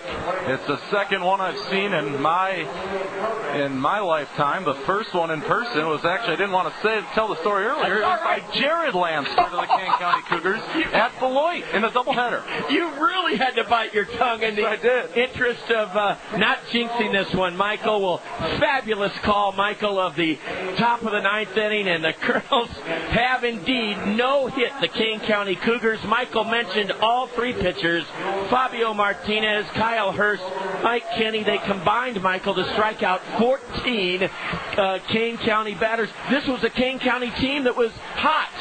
Yes, they were. They swept the Quad City River Bandits, the first-place team in the West. Came in hot with that achievement under their belt, and lo and behold, gosh, I remember telling Jeff Johnson last night on a humbling story he did featuring some work I've done over the years here at the ballpark, that what keeps you going is you never know what you're going to see. It's not like a play which has the same actors and the same script and the same ending, ever. That's right, and just like Fabio Martinez, Kyle Hurst, and Mike Kenny combining for the no-hitter, John Rogers and I combined to bring you the no-hitter. Oh, was it fun, Michael? It kind of snuck up on us. It did. It was a weird game. A lot of base runners given up by the Kernels. We'll talk about that. The Cougars did leave eight runners, more than the Kernels left, but we'll have the tale of a no-hitter for you as part of a complete Kernels curtain call. And man, oh man, I bet that Kernel clubhouse is high-fiving each other and saying, way to go. Michael made a good point, or called a good ground out. Adam Younger was tested, Michael, in that top of the 9th. That ball for the second out of the inning had to be backhanded by Younger. It was hit hard by Rashawn Dixon. Unbelievable. A great fielding play on the edge of the outfield grass, ranging to third base side, and he made a great throw. A little low, but good job by Casey Harther taking that one, and unbelievable. It was fun, and we'll share the excitement of a combined no-hitter, 3-0 Kernel victory over the Cougars in just a few moments. Right now, though, it's back to Bill Fletcher for a 3-minute break. 3-0 Kernels, a no-hitter thrown by 3 Kernels pitchers. This is Kernels Baseball on 1450 KMRY. Hi, folks. John Rogers here. You can probably tell by now baseball is a love of mine. I take great pleasure in bringing Kernels baseball to you wherever you may be. If I may, I'd like to tell you about another of my passions, big brothers and big sisters. For 4 years now, I've been proud and blessed to be called a big to my little brother, Logan. Sometimes we play games. Sometimes we go to the movies or to the ballpark. Sometimes we just hang out together. Every day, boys and girls throughout our community reap the benefits of one-to-one mentoring relationships with carefully screened and caring adults. We need you to join us. A commitment means just 4 hours a month for 1 year. The rewards for you and the child are tremendous. Call 377-8993 to learn more. That's 377-8993. Big brothers, big sisters of Cedar Rapids and East Central Iowa. Little moments, big magic. This message brought to you by the Kernels and locally owned, locally involved, 1450 KMRY. Life insurance just got easier with a simplified issue whole life insurance policy from Pekin Insurance Agency Westside Insurance in Palo. Easy to apply for, no medical exam required. Affordable premiums with guaranteed rates for life and guaranteed cash value. A simplified issue whole life insurance policy from Pekin Insurance is just what you need. For life insurance that goes beyond the expected, see Ron Schulte at Westside Insurance in Palo. You're listening to locally owned and locally involved 1450 KMRY, and you've been listening to Kernels Baseball. And another great broadcast with John Rogers and Mike on tonight's game. And congratulations to the Kernels on a no-hitter game tonight on their win over Kane County Cougars. It's currently 61 degrees in Cedar Rapids under clearing skies after a nasty storm that came through this afternoon, and we have a kind of a light breeze out of the southwest at about 6 miles an hour.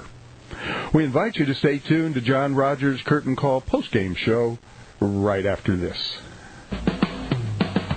You'll get a cut so fine, and rotting that will make it shine. It'll blow your mind. I'm into cost cutters because, hey, you want to look good, but who wants to blow all their money on their hair? I need cash for everyday stuff like food, gas, tuition, movies, and the really important stuff like dates with Jessica. It all adds up. That's why I'm into cost cutters, because when you're in school, you've got to look good for the ladies and have a little cash left over. Want to give that grad a gift that'll go to their head? Give them a Cost Cutters gift card. Maybe they're thinking about a new cut, color, or curl for college, or maybe they just love professional hair care products. Either way, help them get more for less with a gift card from Cost Cutters. Available at participating salons. Our stylists really strive to make your new look come alive. For a whole lot less, Cost Cutters. Cost Cutters. It's a time when, like our ancestors, we grab chunks of meat and throw them over an open flame. This is America's backyard barbecue. And this is America's beer, Budweiser. It's brewed with the finest natural ingredients for the perfect combination of flavor and refreshment. Budweiser, the great American style lager. Budweiser beer, Anheuser-Busch, St. Louis, Missouri. Please drink responsibly.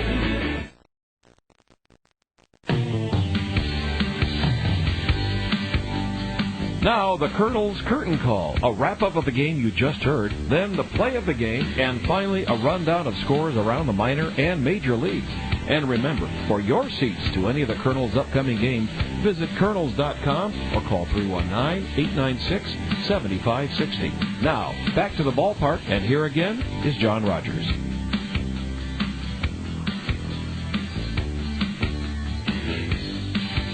Well, thank you so much, Rick Sellers. Thanks to Bill Fletcher, our board operator. Bill, in that interlude, said how much he enjoyed the thrilling Kernel 3-0 no-hit win over the Kane County Cougars. And this ball game was a great game, whether it was a no-hitter or not, because it featured tremendous starting pitching by Kernel 20-year-old right-hander Fabio Martinez and lefty 18-year-old southpaw Ian Kroll for Kane County. Both of those starting pitchers combining for 11 innings pitched and allowing no runs to the opposition. In fact, Fabio Martinez in his 5 innings blanked the Cougars on no hits, struck out 9, did walk 4 and hit a batter. And we have to really go back to Fabio Martinez in the final 3 innings of his 5, the 3rd, 4th, and 5th. the Cougars put runners aboard with 2 outs in each of those 3 innings. Fabio, in a scoreless game, walked 2 men in the top of the 3rd with 2 outs, but got Kent Walton to ground out to Younger at short. Then with 2 outs in the top of the 4th, Max Stassi reached on a fielding error, and Rashawn Dixon was hit by a pitch, but Fabio prevented the Cougars from scoring by retiring Franklin Hernandez on a sharply hit grounder to Casey Harther. Then in Fabio Martinez's final inning of work, Connor Crumbles walked with 1 out. Tyrese House struck out. Kent Walton then reached on a fielding error, and with runners at 1st and 3rd and 2 outs, Fabio Martinez struck out his 9th Cougar, the cleanup batter Leonardo Heel, and the game remained tied until the Kernel bottom of the 7th inning. Reliever Jonathan Joseph took over for Ian Kroll, and we're not going to gloss over Ian Kroll's performance tonight. The 18-year-old was magnificent. He blanked the Kernels in 6 innings on 4 hits, struck out 5, walked none. Jonathan Joseph surrendered a blooper or a double into the right field corner by Luis Jimenez with 1 out in the 7th. Jimenez took 3rd when Randall Gritchick grounded out to short. Eric Oliver was hit by a Jonathan Joseph pitch, and then Casey Harther came through with a big 2-out base hit laced into right, and that drove home the game's first run, Luis Jimenez from 3rd base. Kyle Hurst came on for the Kernels in the top of the 6th inning. He pitched around a 1-out walk. Max Stassi was thrown out trying to steal second to end that 6th inning. In the 7th, Kyle Hurst issued a 1-out walk, but got both Connor Crumbles and Tyrese House to fly to left. And with the Kernels leading 1-0, Mike Kenny came out of the Kernel bullpen. He retired the Cougars in order in the top of the 8th inning, and the Kernels scored 2 huge insurance runs in the bottom of the 8th inning. And the key to that inning was a Jonathan Joseph strikeout of Gene Segura, on which Segura reached first base when Max Stassi, the catcher, threw the ball in the dirt for an error. After Carlos Ramirez was walked intentionally, the bases were loaded with 2 outs, and Josh Lansford got Luis Jimenez to fly out to shallow right. And on an 0-2 pitch, Randall Gritchick dumped a Texas League bases-loaded 2-run single into shallow right at the feet of the hard-charging Rashawn Dixon, and that plated Mike Trout as well as Gene Segura. Carlos Ramirez was out at the plate on a bone-crunching collision with his colleague Max Stassi, but Randall Gritchick with that clutch 2-out, 2-run Texas League single on an 0-2 pitch from Lansford gave the Kernels some breathing room. So the suspense mounted in the top of the 9th with the Kernels leading 3-0. They had not given up a hit. Max Stassi struck out facing Mike Kenny. Rashawn Dixon narrowly missed the first hit of the game as he wrapped one foul past 3rd, wound up grounding out sharply to Younger at short, who made a backhanded play. And then Franklin Hernandez, as Michael mentioned, has a lot of experience in the A's organization, 6 years of pro baseball. He struck out looking to end the game, and the Kernels came away winners, a combined no-hitter by Martinez, Hurst, and Kenny. 3-0 Kernels. Here's the final line score. The Kernels 3 runs, 8 hits, 2 errors, left 5 men. The Cougars no runs, no hits, 2 errors. They stranded 8. Kyle Hurst, the winning pitcher in relief of Fabio Martinez, is 3-0. The loser for Kane County was Jonathan Joseph. He's 0-1. Mike Kenny, his first save. A game time of 2 hours and 32 minutes before a crowd of 1,488. Before we get to the next segments of the Kernels Curtain Call, including the final out and the no-hitter, let's salute Care Pro Health Services. For every run the Kernels plate this season, Care Pro Health Services provides a plate of hot, nutritious food to the recipients of Meals on Wheels. This is the 3rd year in a row that Care Pro Health Services has stepped to the plate to help recipients of Meals on Wheels. And with 3 runs plated in their no-hit victory tonight, the Kernels upped their season total of runs plated to 103. And we thank Care Pro Health Services for caring that much about the homebound elderly citizens of our community to step forward with such a fabulous, generous initiative, Plating for Plates from Care Pro Health Services.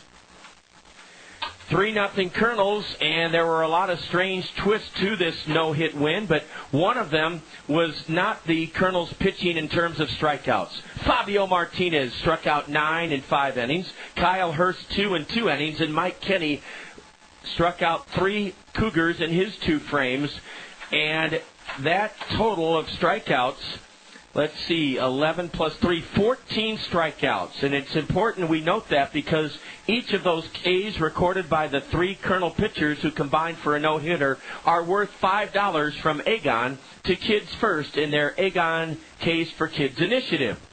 $5 per 14 strikeouts is $70, and the Kernels have upped their Ks on the year to, let's see, 193 plus 14 is 207 Ks have been recorded by Kernels pitchers this season, and at $5 per K, that means Aegon has set aside $1,035 in their Ks for Kids initiative. Thank you, Aegon. Well, let's get to the play of the game. We could have picked any number because the Kernels got a big 2-out clutch single from Casey Harther. Carlos Ramirez threw out Max Stassi in the top of the 6th inning when the game was scoreless, trying to steal second. And the bases loaded 2-run single by Randall Grichuk on an 0-2 pitch in the 8th that made it 3-0 Kernels. But the play of the game tonight was with the Kernels leading 3-0 in the top of the 9th. There were 2 outs, nobody on, and Kane County did not have a hit. Let's listen in right now. 1-2 the count remains to Franklin Hernandez. Crowd on their feet.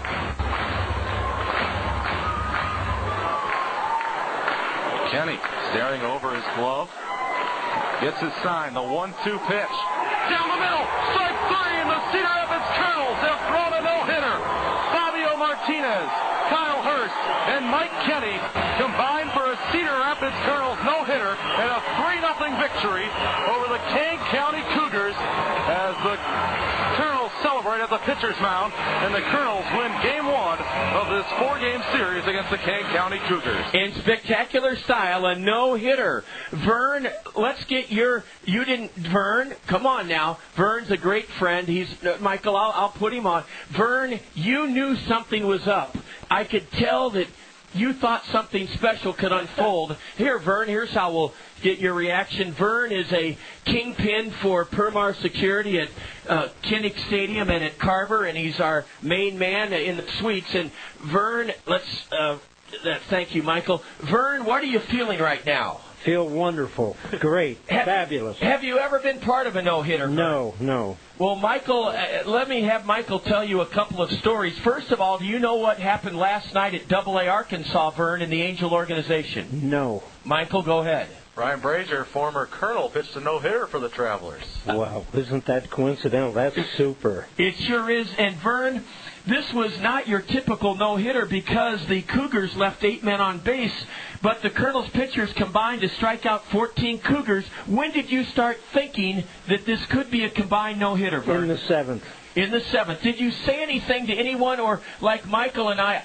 Michael's a bit more superstitious and orthodox than I am. I was saying no hits most of the way, but I thought, hey, this could be special. I'll go with Michael and his thought and his gut feel. His gut feel was not to mention that it was a no-hitter. Yeah, well, I'm not afraid to mention it sometimes, but I do appreciate what Michael's saying. I did too, Vern. Now, let's have one final word from Vern, then Dale Brote will give his. He's been here 20 years. And, Vern, did you sense excitement by the suite holders? Did people know what was going on? Yes, they were aware. Okay. You bet. And Michael said the entire crowd, 1,488, were on their feet. You bet they were. There was a lot of appreciative fans. Well, Vern, I'll tell you what, if you're really the baseball fan, I know you are, Michael and I will make a copy of the scorecard for you. Cool. Thank you very much. Vern, thank you. Dale Brote, come on down. This is a night of celebration. Dale, you've been the public address announcer here for 20 years and plus. 20 years plus. Dale, when did you think that there could be a no-hitter achieved? Well, I didn't think that I didn't give it too much thought till about the 8th inning, and it looked like All three pitchers were in a groove tonight, and you know that by the fact that they struck out 14 batters. Yes. And it's a very special occasion. I have seen no-hitters before in the major leagues, but not a combined no-hitter like this. And believe it or not, Jeff Johnson of the Gazette reminded me we had one here in 2006. Michael, was that the one you were referring to by the visitors? Yes, I was told it was 2005. Well, JJ... But it was by the opposition. It was by the Peoria Chiefs. By the Peoria Chiefs. Well, who cares about the Chiefs?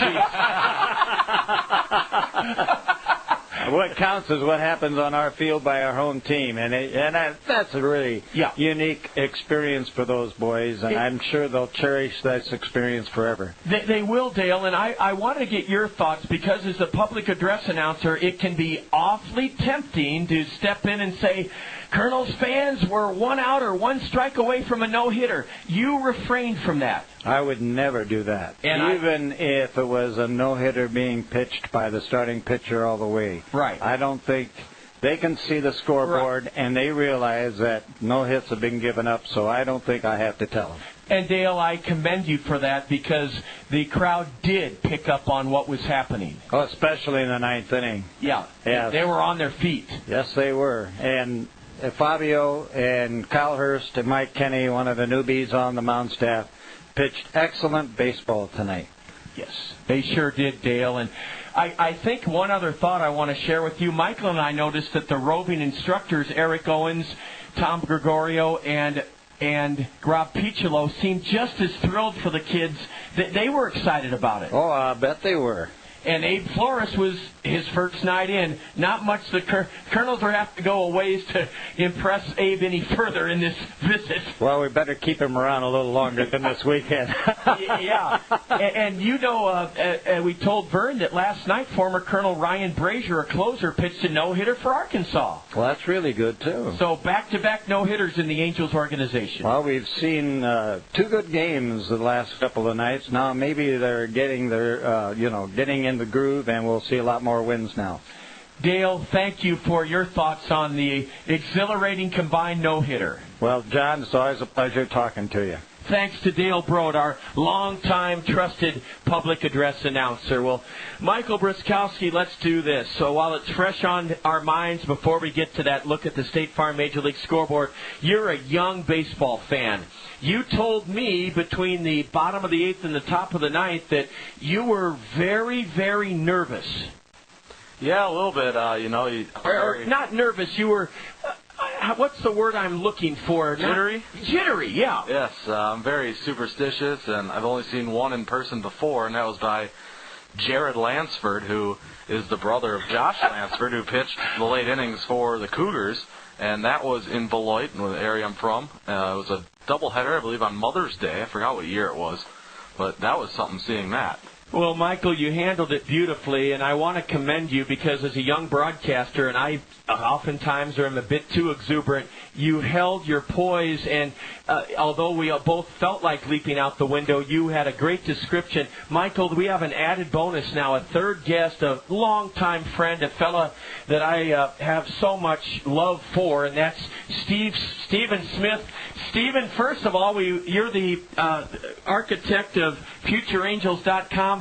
Michael noticed something in the late innings. You were in the Colonel bullpen. You just got about blasted by a foul ball, he said. Hey, I've been doing this for 13 years. You guys haven't got me yet, but you can keep on trying. Stephen, how in the world you come here from Florida and on not a whim, but the first night you're in with your big camera with the huge telescopic lens, how do you account for a no-hitter by the Kernels? Well, I think it's just awesome for the organization. 2 no-hitters, 2 nights in a row. Ryan Brazier, Cedar Rapids Kernels alumnus, no-hitter last night for Arkansas.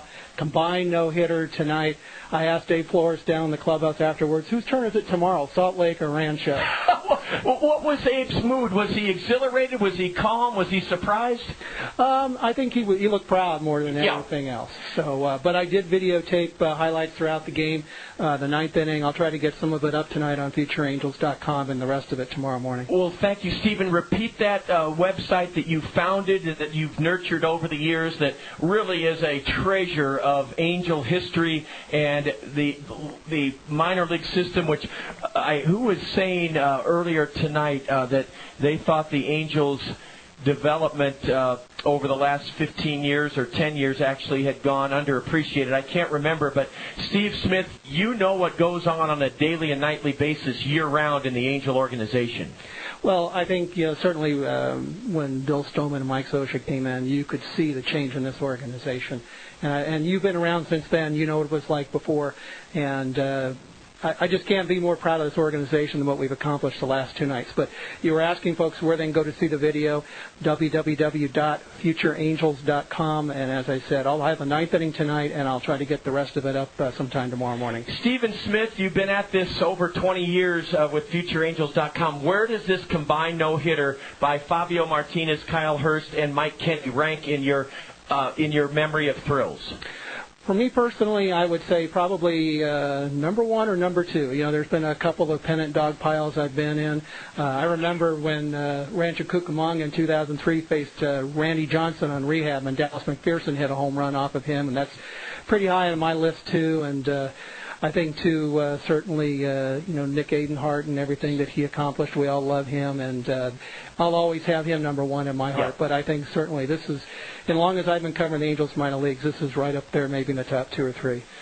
Steve Smith is part of a protracted, for good reason, Kernels curtain call. He's from FutureAngels.com, and we will get to Michael with the State Farm Major League scoreboard, but nobody had a better view of the combined no-hitter than Kernels Strike Force Director Sonia Massey. Sonia, I know you're shy. Come on down. Sonia, ordinarily, Stephen, we'll talk to you soon. You can stay right here. Sonia, come on now. Ordinarily, when the Kernels bat in the bottom of the ninth, Sonia, you have the Strike Force with their rally caps on. Don't worry about that. It's somebody's a donut, or Sonia's looking at the carpet because there's some powdered sugar. It's not anthrax, Sonia. Now, Sonia, you and the Strike Force were where in the top of the ninth inning? You're usually right behind the screen at ground level. That's where they were. They were standing right down there. Now, everyone, Stephen Smith, Dale Brote, Michael Briskowski, we could all sense the crowd knew there was a no-hitter brewing. Have you ever seen the crowd on their feet in the way they were? No. They were very excited. You could tell that they knew what was going to happen, and it was electric in here. It was pretty fun. I saw Gary Keppel, our club president, in his box seats, and Bob Nance, another member of our board, and Bruce Owney, TV9 anchor. He stayed for the whole game, didn't he? Yeah, people were excited. They knew something special was going to happen. It was a fun time. Sonia Massey, I just am amazed at what the Strike Force means to the crowd in terms of you guys being able to, in conjunction with Andy Pantini and our sound, get folks fired up. But fortunately tonight, with the no-hitter on the horizon, all you had to do was be part of the crowd. That's right. We didn't have to do much tonight. Everybody knew what was going on, and they were very excited, and they were a fun crowd. Sonia Massey, Steve Smith, the architect and founder of FutureAngels.com, said that he saw Abe Flores, our farm director, in the clubhouse after the game, and I asked him to use one adjective to describe Abe's mood, and he said proud.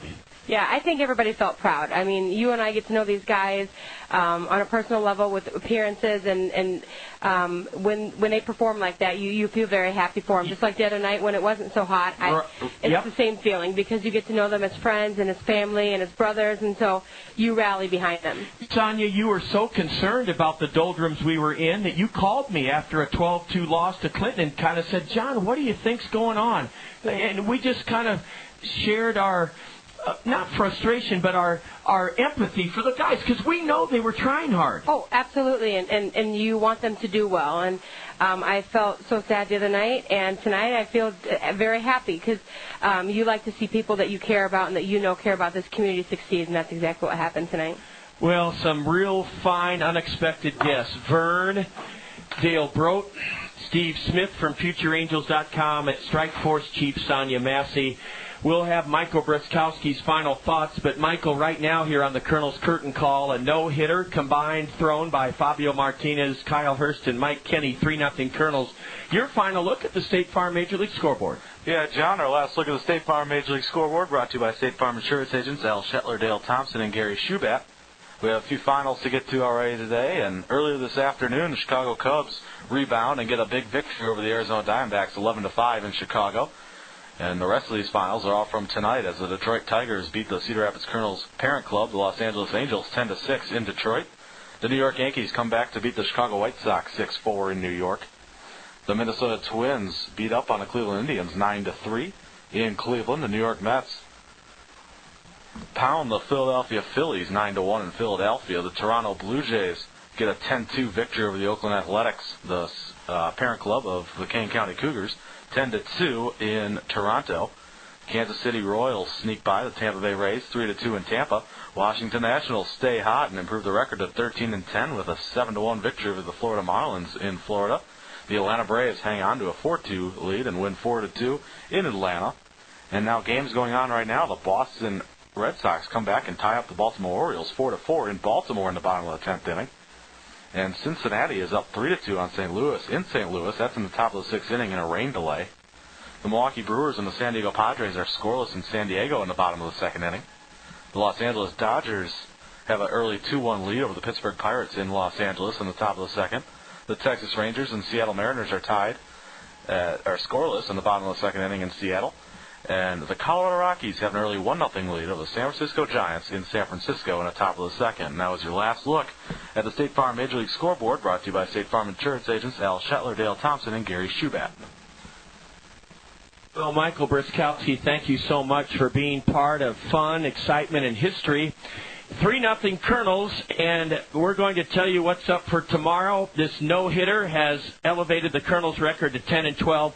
I will give Bill Fletcher a heads up. Bill, our final out cue, so to speak, will be Michael's call of that final out to complete the combined no-hitter. We'll fade it back to you after that call, Bill. But right now, let's look ahead. We have 3-day games on the horizon. Tomorrow afternoon, the first of 3-day games. And you'll hear from Bob Brooks at 1:40 on the South Slope Communications Triple Play Show. He'll be joined by Colonel utility man Kevin Ramos. And perhaps we can get Abe Flores to join us during the broadcast tomorrow to talk not only about Ryan Brazier's no-hitter last night in Arkansas for the Travelers, but the combined no-hitter he witnessed this evening by Fabio Martinez, Kyle Hurst, and Mike Kenny.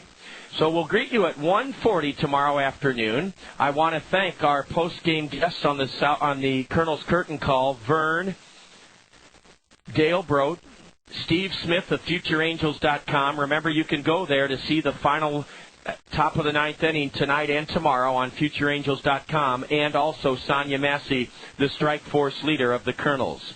Also, thanks to Mike Briskowski. Michael, it just, when you come to the ballpark, it's a joy because you just are never, ever sure what's going to unfold, and it was something tonight. And thanks to Bill Fletcher for his kind, complimentary comments about this broadcast. Most of all, thanks to you all for tuning in. As we say, whether the Kernels win or lose, our goal, our mission, our responsibility and our joy is to be a companion and to be a familiar and trusted name and friend and to keep you company. We did tonight a 3-0 Colonel no-hit win over Kane County.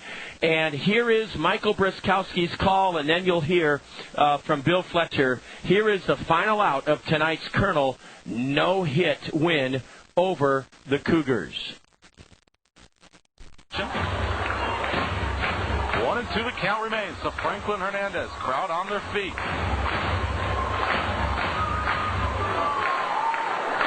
Kenny staring over his glove. Gets his sign. The 1-2 pitch. Down the middle. Strike 3. And the Cedar Rapids Kernels have thrown a no-hitter. Fabio Martinez, Kyle Hurst, and Mike Kenny combined for a Cedar Rapids Kernels no-hitter and a 3-0 victory over the Kane County Cougars as the Colonels celebrate as the pitchers. Thanks, John, on a great call tonight. And again, congratulations to the Kernels.